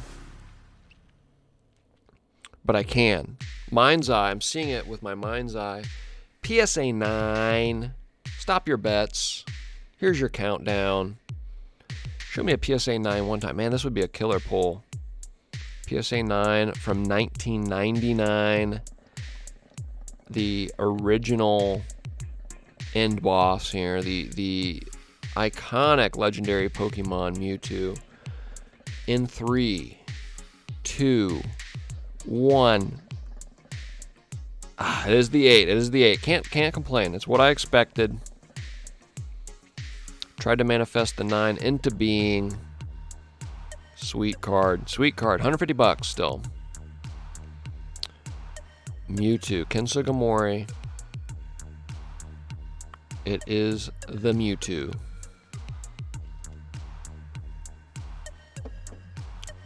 How we doing? We're doing pretty good. It's only 10:30. Need some more sake. Got a few cards left. About 10 cards left.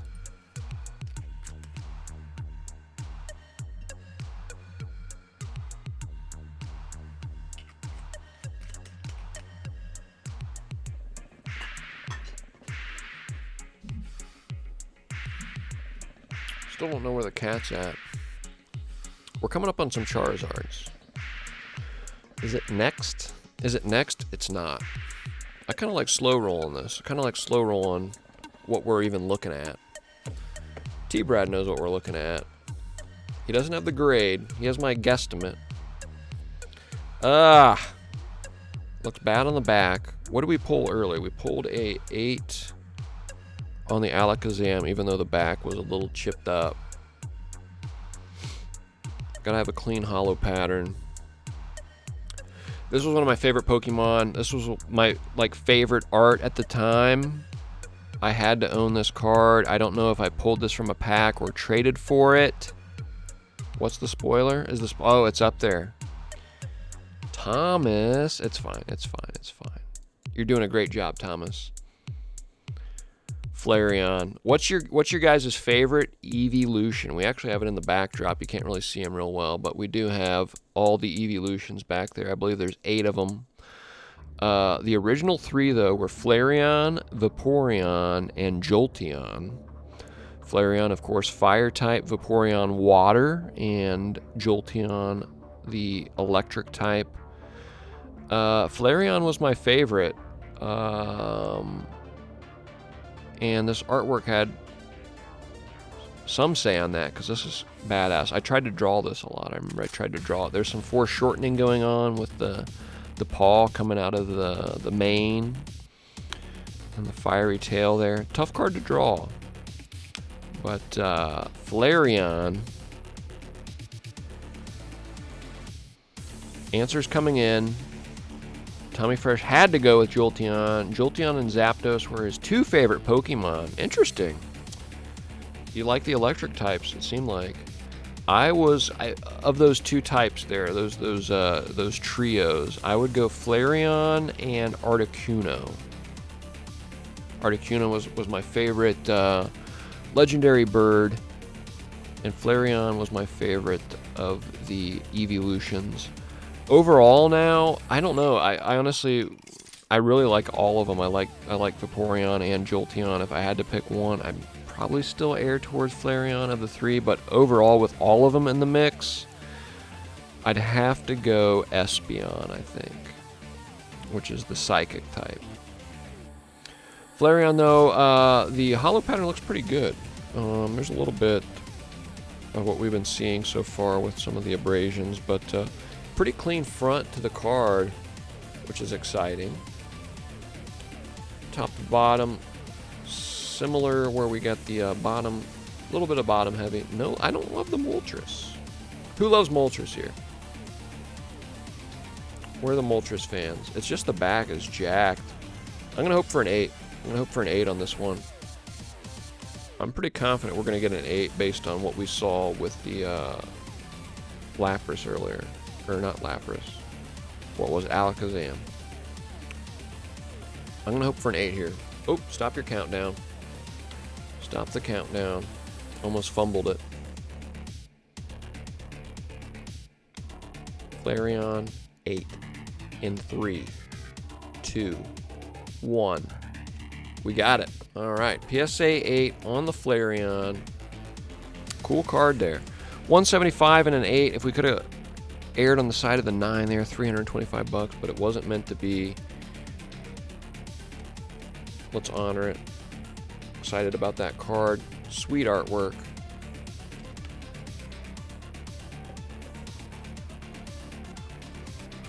Moltres sucks because, like, just be a Charizard. Yeah. Although I started with Bulbasaur.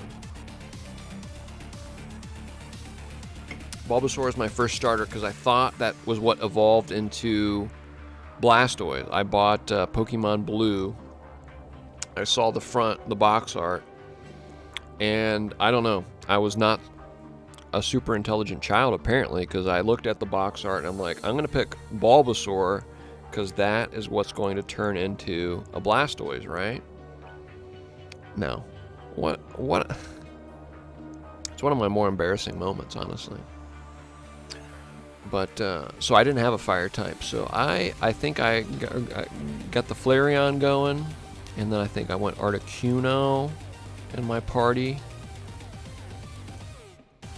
And, of course, Mewtwo. And then I did a lot of the Cinnabar Island glitch where I leveled up all my Pokemon to level 100.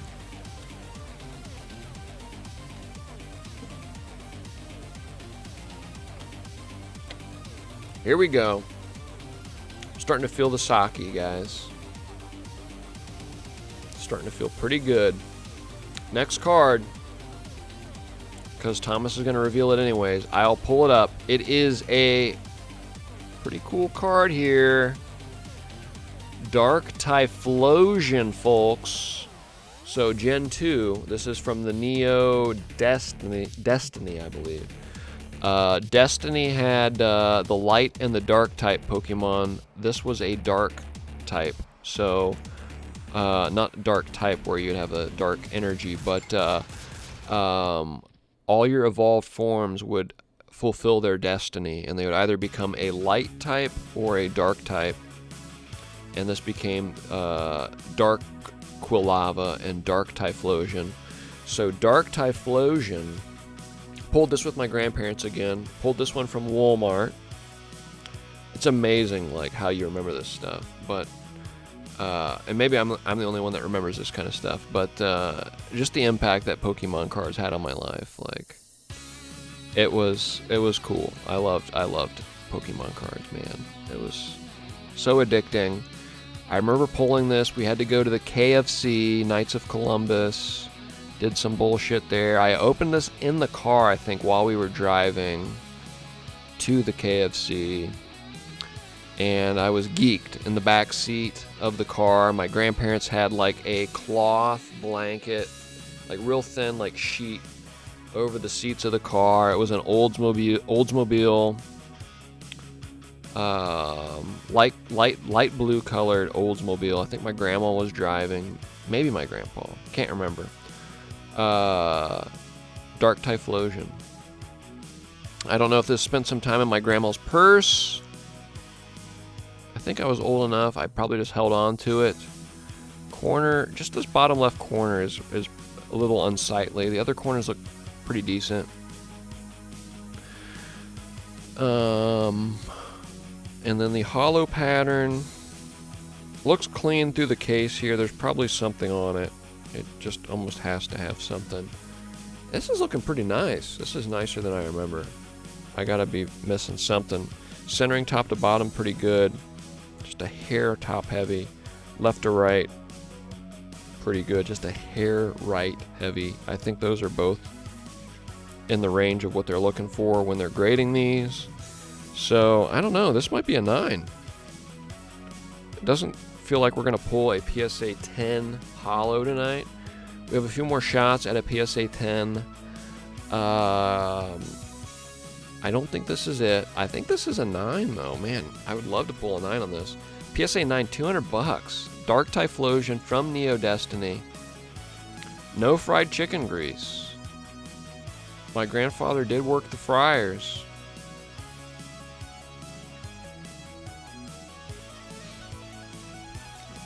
I would have been there probably for fish. I think we were dropping something off. I don't think we were like going there to work. I'm hoping for a 9 here. Let's stop the wagers. How we doing? Sound off in chat. What was your Gen 2 starter for those that that bought gold and silver? I went with Chikorita. Who went with Cyndaquil to get the Dark Typhlosion here? Or what was the water type? Totodile. Totodile. Cool. That's a cool one too. For alligator. I went with Chikorita. Sound off in chat there. I'm hoping for a 9 here. Stop the wagers. TKEXE says he was all about the Totodile. Totodile was cool. That's a good. That Gen 2 is great, man. Gen 1, obviously, you know, GOAT tier, but Gen 2, they did not pull any punches. Cyndaquil was maybe the weakest, but man, it was still pretty damn cute. And Typhlosion was a great final form. Here we go. Show me a 9 on this. This would be sick here. 3, 2, 1. Let's go. Dude, that's a sick hit. I was thinking these were like almost going to be assuredly 8s. Some of these older like the older cards, because this was early 2000, I believe. Dark Typhlosion. I want to say it was summer, maybe. 10 years old, freshly 10. Nice pull there. $200 in the 9. That is a nice card.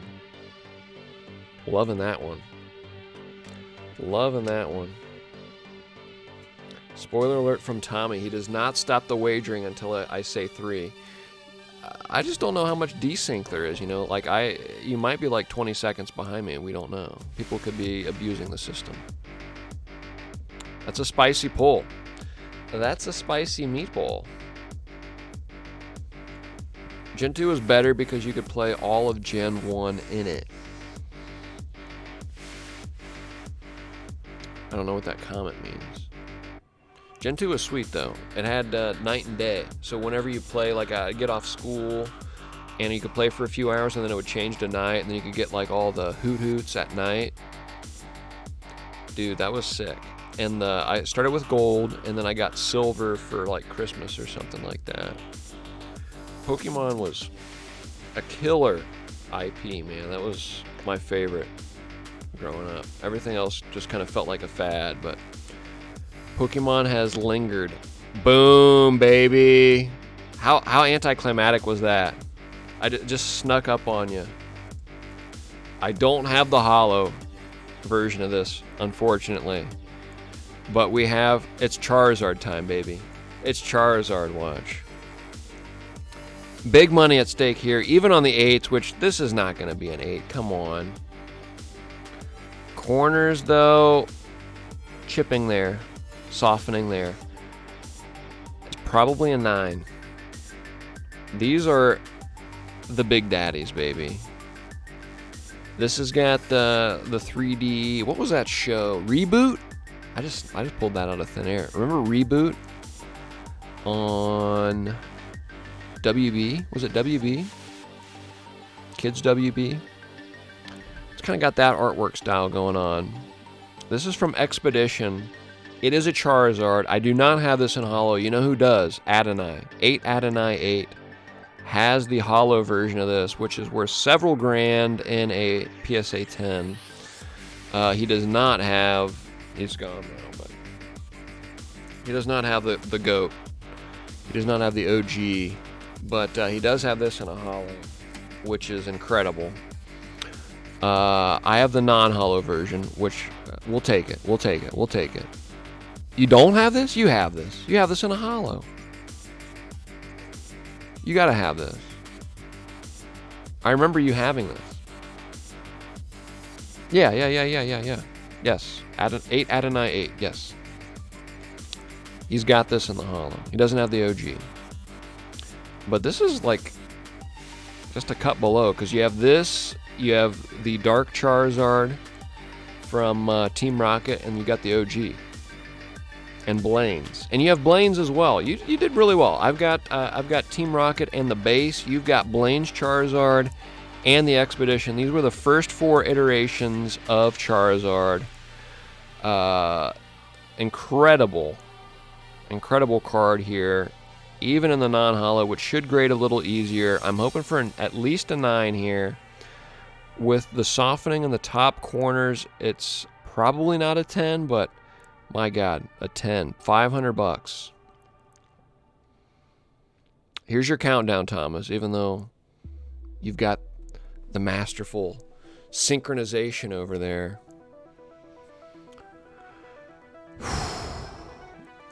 Zardy boy. Show me a 10. Let's manifest a 10. Centering's pretty good. It could be. I'm going over on this one for sure. No one's taking the under. No one's really waiting. Someone's taking the under now. Someone's taking the under. Here we go. 3, 2, 1. What? Oh my God! This of all the cards so far, this one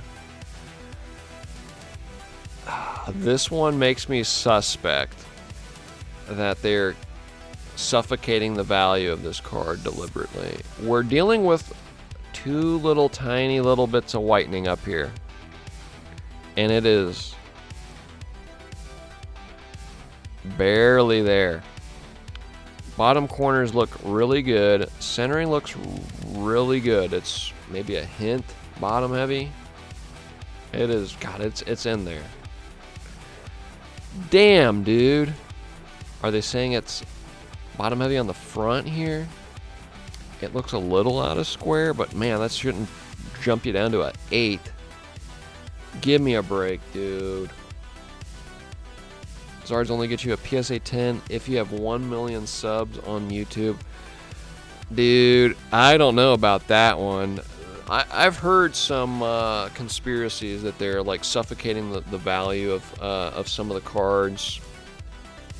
I need to move this giant stack so I don't cut into the lighting here, but that's suspect. When there's no holo on this card, there's nothing for you to turn your nose up at other than that, and we know they've not been hitting us on the backs of these cards very hard.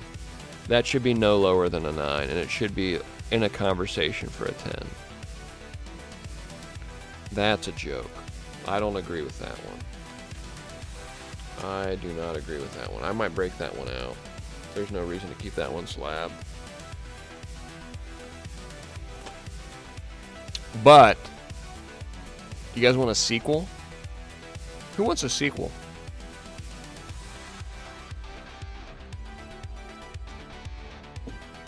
Leon Hart would get a 10. Dude, I hate that guy. That guy is so annoying. His voice just drives me nuts. Bridget says, the people want a sequel. Bing bong. This artwork's better anyways. This artwork is killer. It's not anybody that we've really paid attention to. Atsuko Nishida. Props to you on this killer Charizard artwork. This one did not come in a full holo. You could only get this in the non-holo and the reverse holo treatment. Would love that I had either of these in a holo or reverse holo. Did not make it out that way. I have non-holo versions of this. 2 of them, in fact. Let's pull up pricing. Charizard Expedition 39, $600 in a PSA 10, $250 in a 9, 8 gets me 125. We have a shot at a 10, right, guys? Come on. Come on. Let's see. Let's look at the back. Oh, we're looking good. We're looking good. We're looking good. We're slow rolling this. You're learning as I see it. Oh my goodness. Yes, dude. This looks incredible. I got goosebumps. I got immediate goosebumps. Tommy Fresh says Leon Hart is the worst. I agree, dude. This is over 8.6. If this gets an 8, I will just quit the stream right now. You know what's off about this card? I know Tommy knows. Tommy's pretty good about this stuff. You know what's wrong? You gotta have everything go right to get a PSA 10. It's the centering. Tommy says right heavy, which it wasn't the first thing I jumped at. Which I don't actually think it is right heavy. It is bottom heavy. It's pretty noticeably bottom heavy on the back. The front, it's hard to know what I'm looking for here because of the e-reader thing down there. But you can kind of look at the top and try to draw a square. And this looks like it would be bottom heavy because the top does look a little tight. But man, this is a clean card. I'm a little disappointed in the grade on the other Charizard, and it makes me nervous about this one too, that we're really not going to get any leeway. Oh my god, $600. This would be a killer 10. Great song playing, says Mr. Nose Guy. Well, it must be good vibes. It must be good vibes. Show me a 10. Here's your countdown. Trust the song. We take a shot in celebration, right, if we get a 10 here. Oh my god, I got goosebumps for a second, but now I'm nervous. In 3. In 2. In 1. Let's go, baby. Let's go, baby. Jim Mint 10 Charizard from Expedition.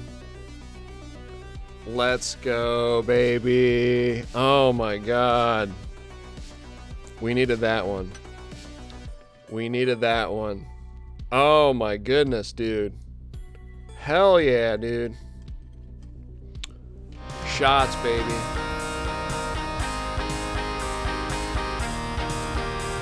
That's a nice card. I own my Charizard, of course, and the holo. which is probably my most valuable card, but I've always talked about, you know, being stuck at a threshold. I feel like even when we're like pulling for other people, pulling for myself, whoever it is, we always open like, we'll hit like a card that's like 200 to 300 bucks, and that's where the threshold is. We've broke through there. That's a nice card right there. That feels good. Gem Mint 10. It's not hollow. It's not reverse hollow. If it was reverse hollow, I just would have no shot at the 10. I did so much to take good care of the cards, but 1,000 bits from an anonymous cheer. I don't know who you are, but thank you so much. Anonymous cheer. You're much appreciated. Lurking out there in the shadows. Not wanting to be over-recognized, but I'm going to recognize you. Thank you so much. What a moment there. And Lotto27 coming in with 500 bits. Anonymous cheer, if you want to message me privately or something, hit me up so I can give you some raffle tickets. And Lotto, we're going to give you 2 tickets for that, my friend, because we're in a giving spirit right now.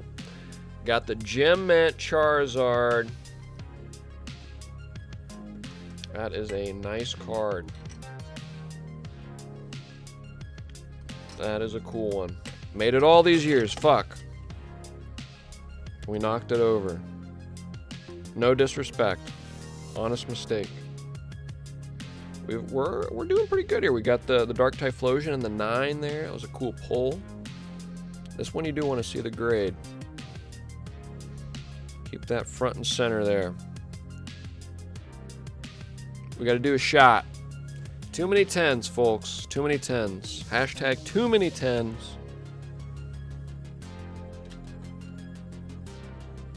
"12 people claim." That's true, Thomas. I have some ideas of who it might be.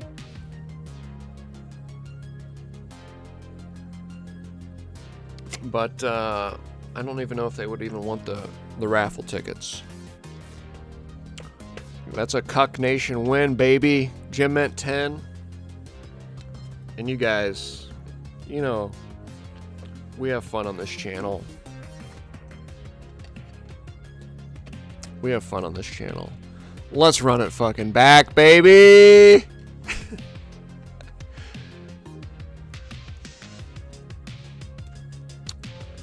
We have another Charizard. 39 out of 165 in the set. Centering's better on this one.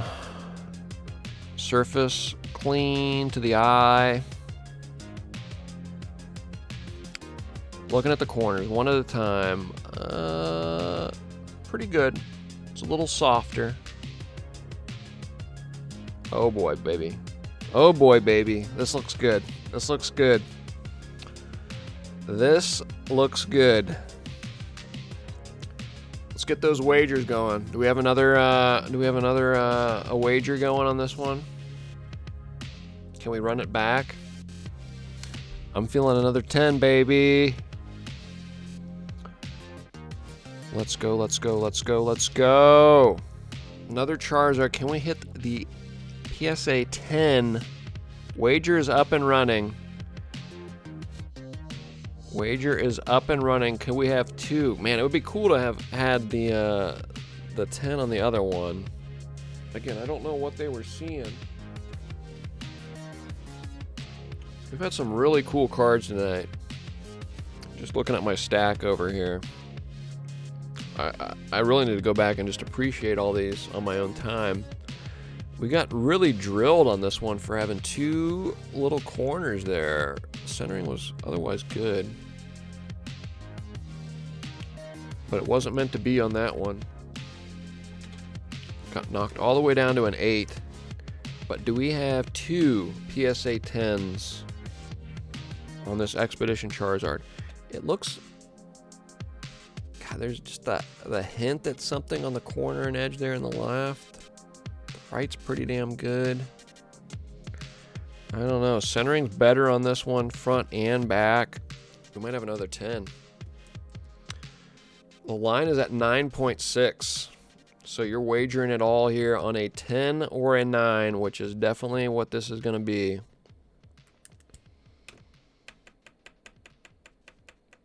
Zard again. Third of 4 Zards we're going to look at tonight. Got an iconic and important Zard coming up. We're almost done with the evening.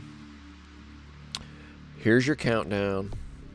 Show me another 10. In 3, 2, 1. Let's go, dude. Jim meant 10. We got 2 of them. This one, even better centering. Oh my goodness, dude. $600. Recent sold listings on eBay. PSA 10 Charizard, baby. It survived childhood. Say farewell to the Flareon. Some cool cards. Love having these slabs. They look so nice in the slabs.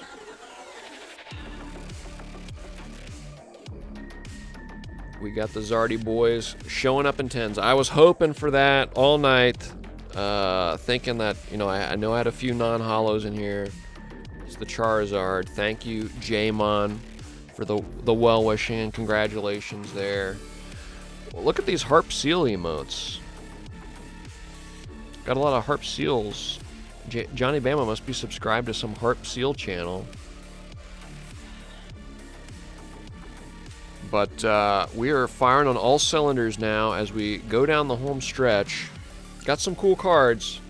Not promising any more Gem Mint 10s, but let's take a shot. Let's take a drink for that one. Back-to-back 10s on an iconic and important card there.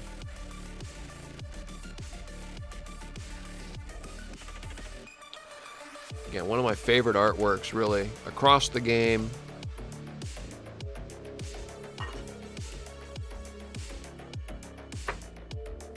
Cheers.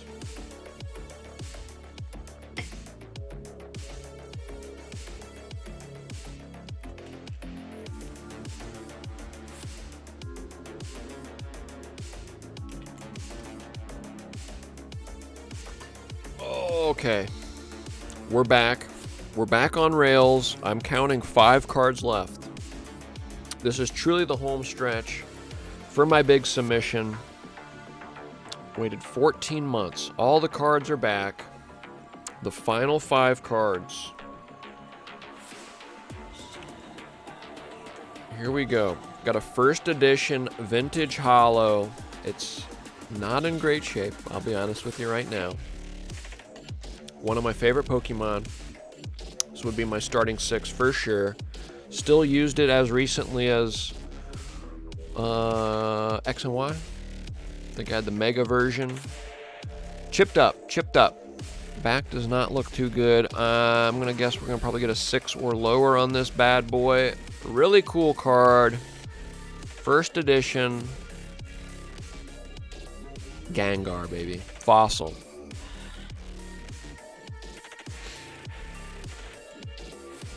So, cool card, and a 10, if we somehow managed the 10, $2,000. If we can even break onto the scoreboard here, put this puppy on the spice rack with an 8, we'd be looking at 200, which would be nice. 9's fetching 500, but just one I wanted to slab up and take good care of because it was a first edition holo.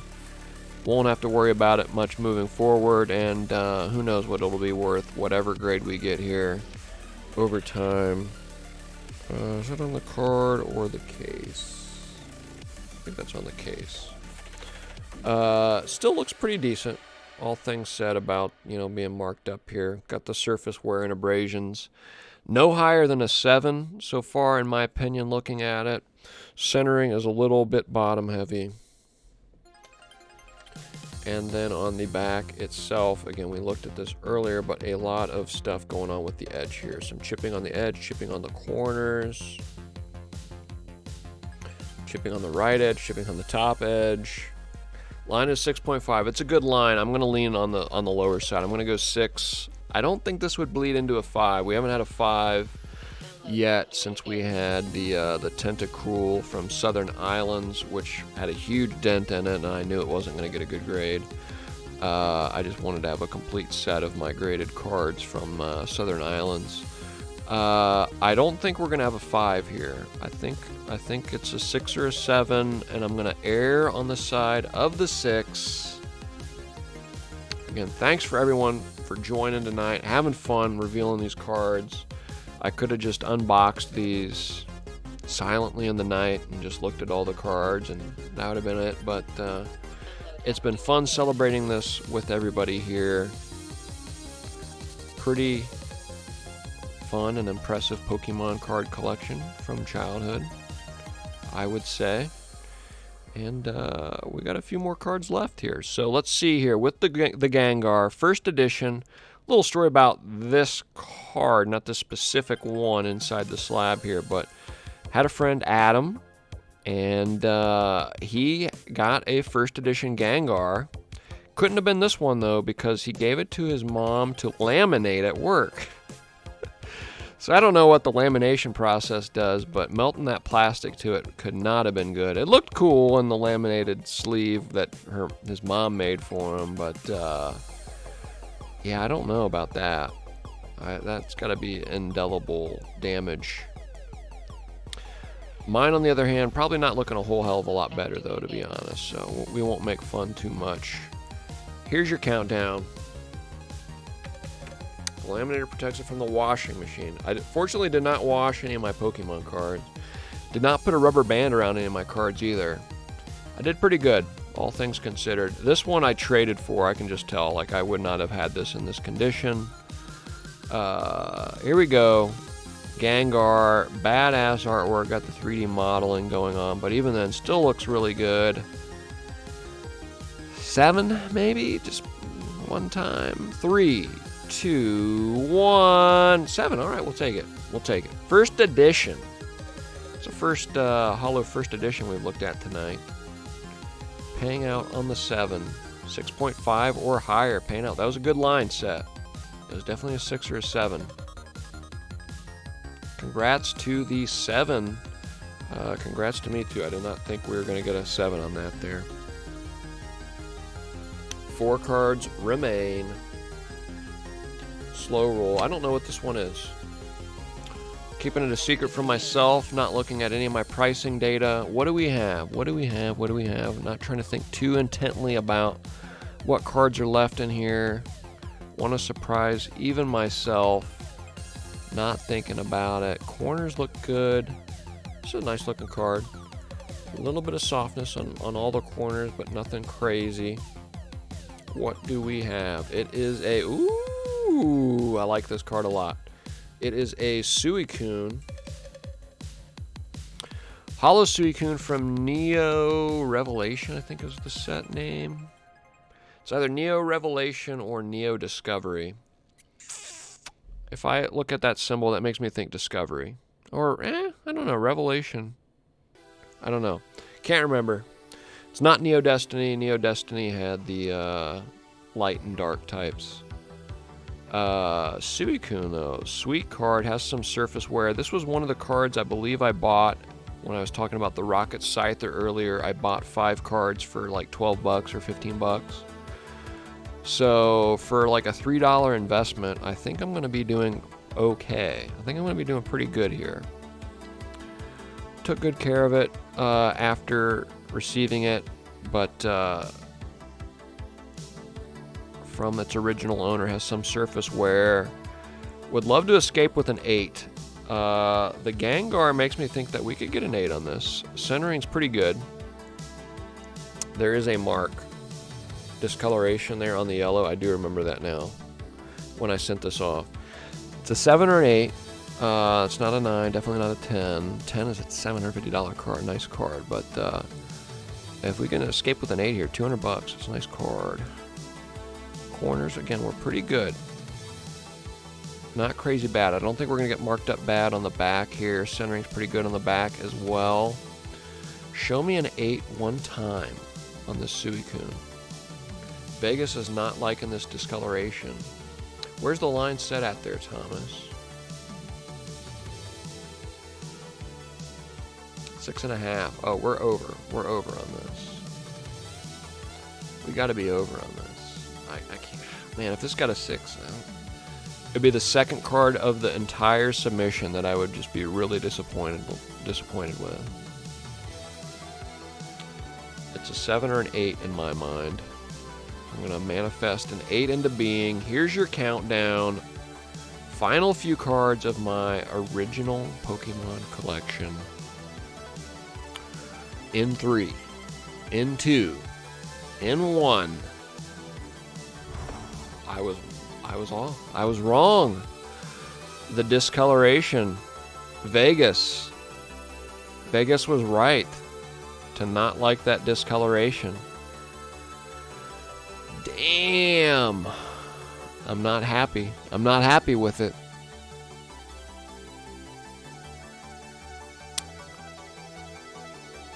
Me no want to hear that, Jan. The previous owner, yeah. These would have came at a point in my life where 2000, I think it was later in that year, if not the following. I was taking good care of these. Excitedly picked this deal up, but PSA 6, no bueno. Yep, all the cards in the $12 transaction have gone on the under. I'm trying to think what the other 3 cards were.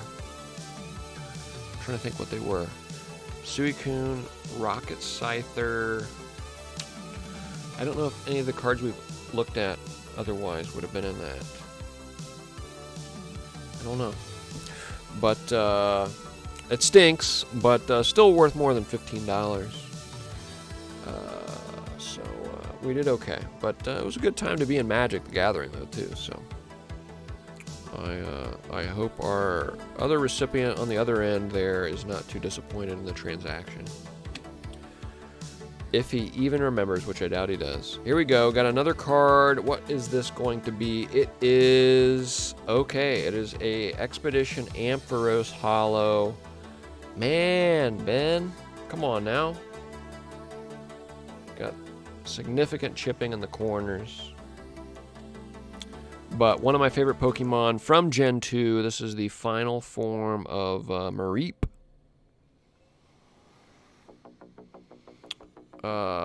In a PSA 10, we're dealing with some heavy hitters here. In a PSA 10, $3,500. We are not going to come away with a PSA 10 on this bad boy.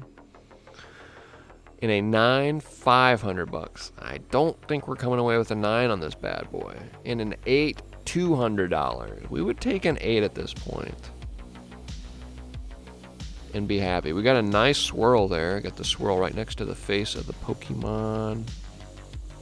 Got some holo on the actual Pokemon itself. It's interesting. But we got some surface wear on the holo pattern with that bright metallic silver. It's hard to keep that looking clean. Yeah, there's definitely a line there, noticeable under the tail. A couple surface marks and abrasions. Something going on there too. Blemish or smudge. No better than an 8 in my mind. And the chipping here, if this got a 7, I can't be shocked. I would be surprised with a 6. We've pulled a few 6s that have been surprises, namely this Suicune. But I do believe this is a 7. If we err on the side of an 8, we'd be ecstatic. Here we go. This is the 3 cards remain. This is it. Home stretch. Get those bets in now. A lot of value on the over. Wow, you can wager on 6.4 to get a 7 or an 8, and that's where I'm leaning right now. A lot of value on the over, says Tommy. Anybody wagering on that? Here's your countdown. A 10 would win 800. But 10 beta coins wins 800 right now. Here we go. Oh, that was the Suicune grade. Pardon me. I see it now. In 3, 2, 1. We got it, baby. A PSA 8 on the Ampharos. That could have went a 7 or even a disappointing 6. We get the 8. PSA 8 Ampharos Hollow Expedition. $200. Nice card. This is a popular card from this set. Hard set to grade your hollows out. And all around, just a cool Pokemon. Ampharos. PSA 8. We'll honor it. We'll give it some time in the spotlight. So many cool cards. So excited to finally be doing this. As it draws to a close, 2 cards left. I kind of want to do this out of order. Thomas. Can you bear with me here? I want to do card number 1 now. I'm going to do card number 1. Because we have a Mischievous Quarry to end this stream on. We're going to do card number 1 that has a little chipping in the top right, softening in the top left. It's pretty clean down here. This was a $1 pack. I got this out of a pack from the Dollar Tree as a child on St. Nick's Day. $1. Got 5 packs, $5. Can't do much better than this. Erica's Venusaur. Erica's Venusaur. I lost this card for a number of years. Don't know how. Found it again. Got the swirl next to the Venusaur. Perfect. But we do have a little bit of surface wear. I think this sat like in a, I don't know, a stocking or something. Got some shit going on in the case here. This is on the case. This is on the case right here. Because you can see the shadow. We do have a little surface wear there. Some abrasions. Otherwise, clean looking card. Ken Sugimori art. Erica's Venusaur.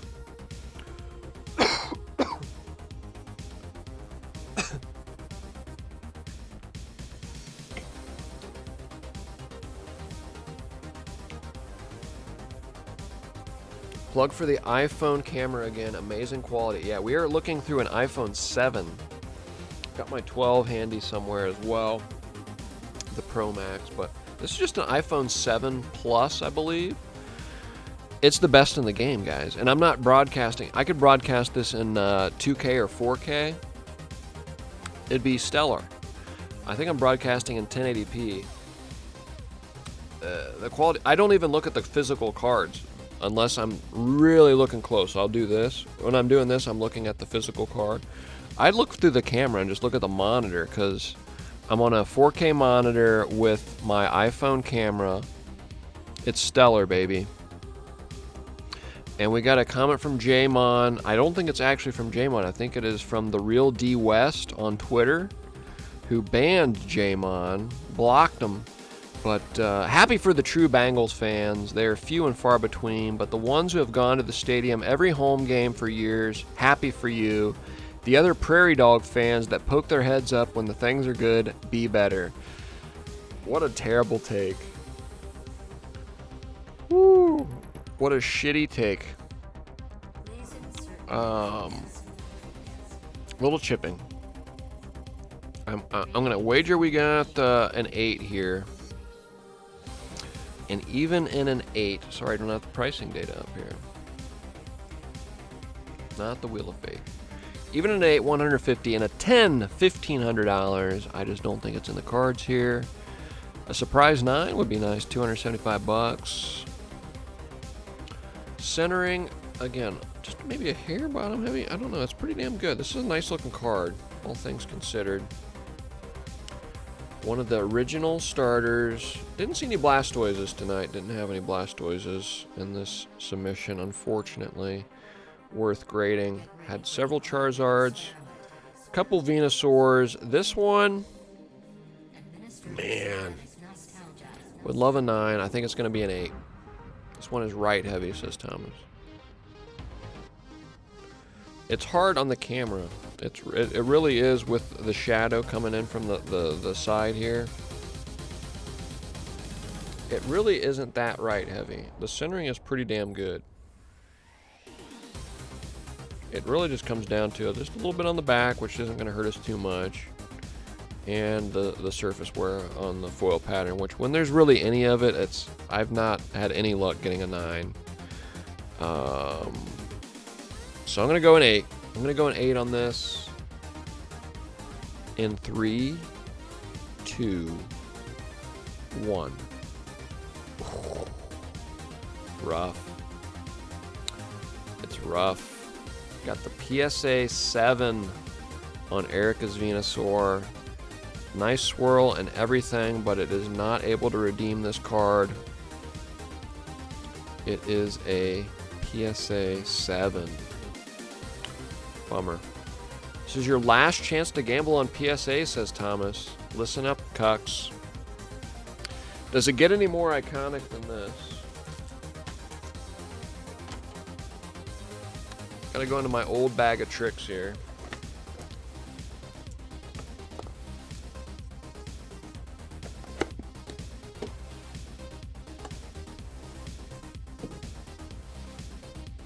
Gotta go into the old bag of tricks here.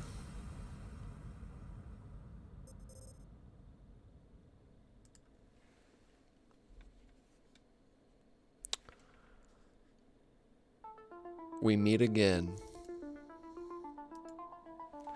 Dark Charizard, one of the most iconic cards in the history of the game. I don't have a first edition. I actually have a first edition in my house right now. Doesn't belong to me though. Belongs to the Knuckle Clown. It's probably a PSA 1. Not joking. Not pulling any punches. But I do have the non-first edition full holo here. 2 of them. This first one I sent off in the first batch thinking I was going to get a PSA 10, and I sent it off and paid the premium because I figured they were going to hit me with it anyways. Based on the value of a card, they will make you pay extra. I figured like, oh, I have a PSA 10 Dark Charizard.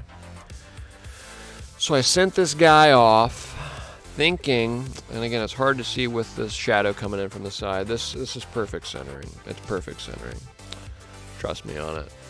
I sent this one off ahead of time because there was not a mark on this bad boy anywhere. There's stuff on the sleeve. There's stuff on the case now at this point. I figured, okay, this is gonna be a $3,000 card. They're going to charge me extra anyways.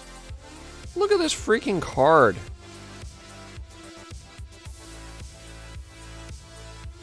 This card is so clean. This card is so clean. A hint of softening in the top right and top left. A hint. A hint. There's no chipping. Premium card right here. Came back a 6.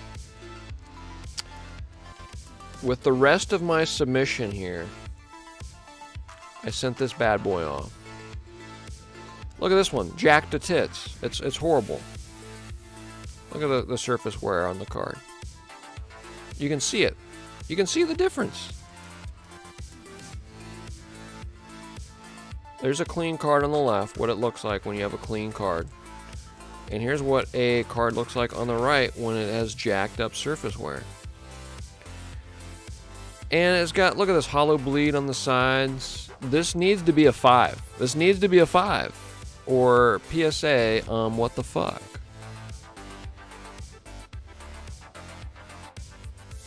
The back, this is the worst card I've honestly looked at tonight.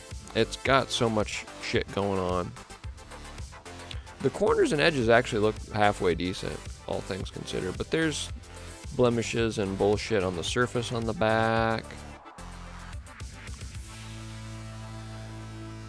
This is a weird place to be. If this gets a 6 or better,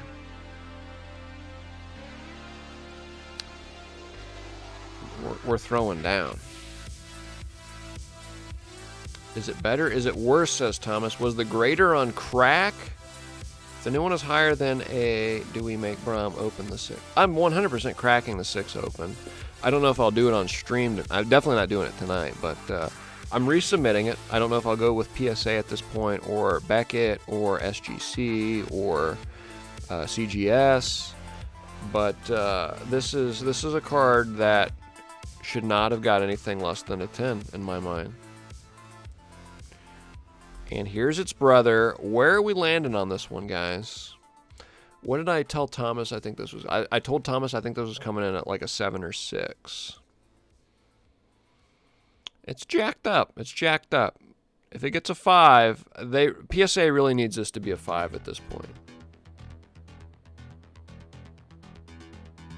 Because if this is a 6, these are just not comparable, guys. These are not comparable cards. This card's off center too.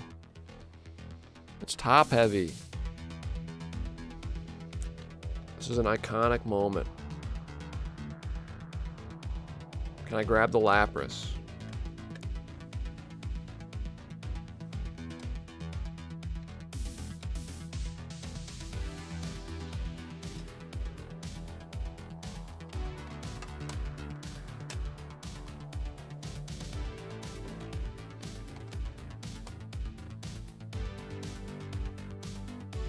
Here is our Lapras that came out as 6. Surface was all fucky. Didn't have the hollow bleed. We got a little hollow bleed on the Dark Charizard. Centering was better on the Lapras, maybe a little bit. Corners were not that bad. Just a little bit going on.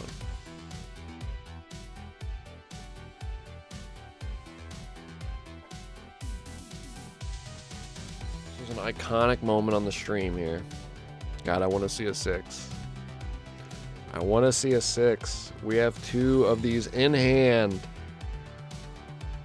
And there would be some fuckery going on. Do we have a swirl? I don't see a swirl. Still a really cool card. Nothing. I don't want to take anything away from this card. This card's not cursed or anything like that.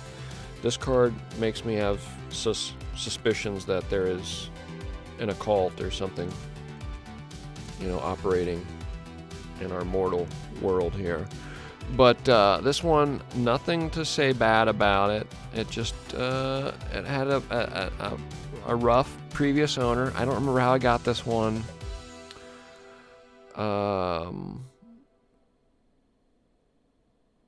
Let's see it. Let's just see it. Here we go. I had one card that got a 5. It was the Tentacruel that had a huge divot in it. Like there was a chunk into the card. That was the only card that's gotten a 5 to this point. So here we go. Big moment. I want to see a 6 or better. It's gonna be a big tirade if so. N3. N2. N1. It got the 5. Okay. I still call bullshit, obviously, because there's not one letter grade of difference between this, but just for argument's sake, I would have loved to have both of these be a 6, just so I could hold them side by side and be like, this just doesn't add up. This is a perfect card. There's stuff, you can see stuff on the sleeve and the case at this point. These are just chewed up in every way. There's stuff on the card itself. You can see abrasions on the card itself. This is a perfect card. I even had this looked at by my card shop owner who had no clue. He was completely confounded how this came out to be a 6. This got hollow bleed on the right edge there. But Dark Charizard getting the EX5, exceptional.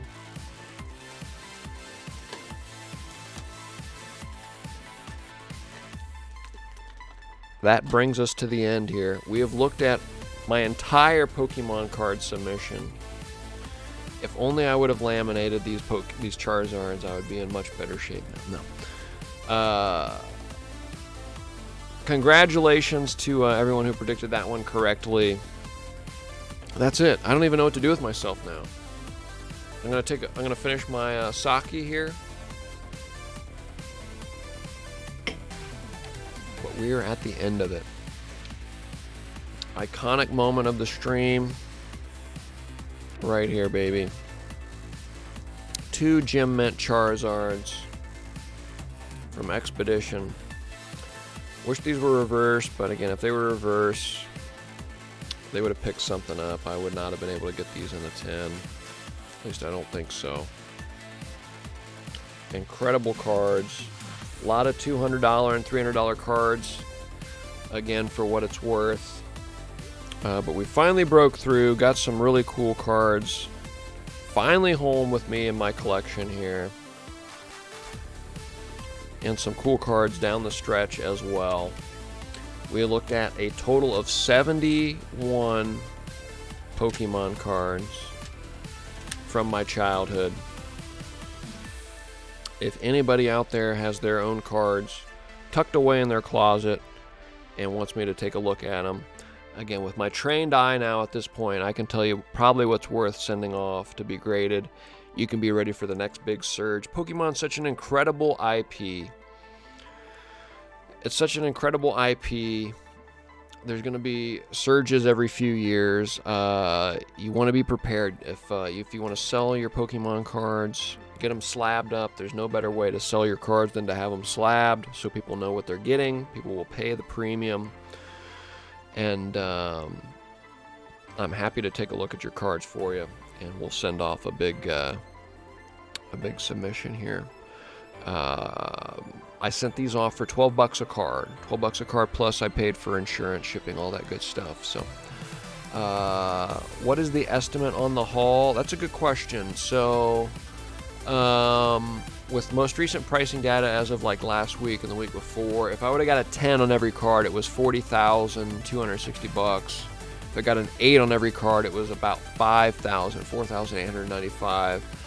I'd say the average was somewhere in between like an 8 and a 9. We had a really good stretch there on the front half of the event, and with these hollows down the stretch, it was a little more difficult. I don't know. I would say, and including even the first 4 with Charizard and all of them, I'd say just over 10 grand. Again, PSA 9s would have been 10 grand, almost on the nose, not including the first 4.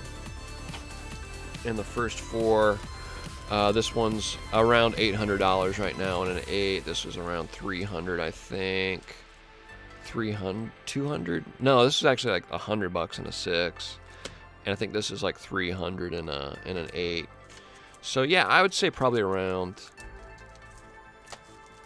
10 grand, maybe just under 8 grand, something like that. But I'm thrilled with it all. This has been a lot of fun. I wasn't gonna turn and burn anything particularly quickly because I knew, first of all, I wasn't gonna get my cards back in a timely manner, and I want to wait for a good opportunity if I do sell these. But a lot of these I do want to keep as well, and if I'm not strapped, I'll probably put these in a storage unit with some of the rest of my sealed product and things like that, and pass these down hopefully someday, maybe. But yeah, since I have so much nostalgia. I mean, you heard some of the stories I have with some of these cards. Like, this was so much fun growing up collecting these, and just to see them kind of, maintain their value and grow in value, and again, the intellectual property, like Pokemon is huge, and I just can't see it going away anytime soon. So who knows what this could do on the 30th anniversary, 40th anniversary, 50th anniversary of the game. It was a fun resurgence here to get in and do all this, and I'm excited to send more cards. We've been opening cards here on the stream, continuing to do fun events like that, and we're gonna get other people equipped with some cool Pokemon for their collection, just as a fun little alternative asset. But I think there's no shame in it. It's just a little piece of nostalgia, and again, I had goosebumps revealing those Charizards here. So pretty fun experience, and I was looking forward to this all year. J-Mon, thanks for sharing the passion with you. You bet, man. Thank you for joining me. This was, again, I could have just sent these cards off and like ships in a night. We could have just moved through it. No one would have knew what I even pulled. But I was happy to share this and stream this. Pardon me. And love that everyone was so on board and excited to join in the experience. And again, as a reward, I'm doing a big giveaway. We'll probably do it again next week. I'll let people know what's going on. Got a lot going on at work and other things in my personal life, but gonna be doing another big giveaway for viewers and visitors to the stream here. So there's Tommy Fresh redeeming a Celebrations raffle ticket there. We got you, Tommy. Thank you so much to Tommy. Everyone, if you're still here, share some love in the chat there for Tommy running the bookmaking there. Did an excellent job. That was a lot of fun for people to wager some beta coin there and put some skin in the game as we revealed all these cards. But this was a good time, and I'm glad everyone enjoyed it. Hard to emulate the experience we had last week, but I was feeling pretty good tonight too. And so appreciative of all my friends goofing off with me here. What else are we doing on Wednesday anyway? So I will try to continue streaming every Wednesday here, 9 p.m. Eastern Time. J-Mon, even though he was censored, he still respects the mods. 27 messages were deleted by a moderator. I missed something going on there. Rocket League, I'll play a round of Rocket League with you. Why not? Love you guys. This has been a great experience. More fun and hijinks Wednesdays here on Betacuck Investments, 9 p.m. Eastern Standard Time. Do we have a raid target? I don't think I saw anything. I'm going to scroll through the activity feed real quick. I don't think we had a raid target. I'm going to start a raid. If anybody wants to play some Rocket League, feel free to join me, but you guys are the best. Betacuck Nation.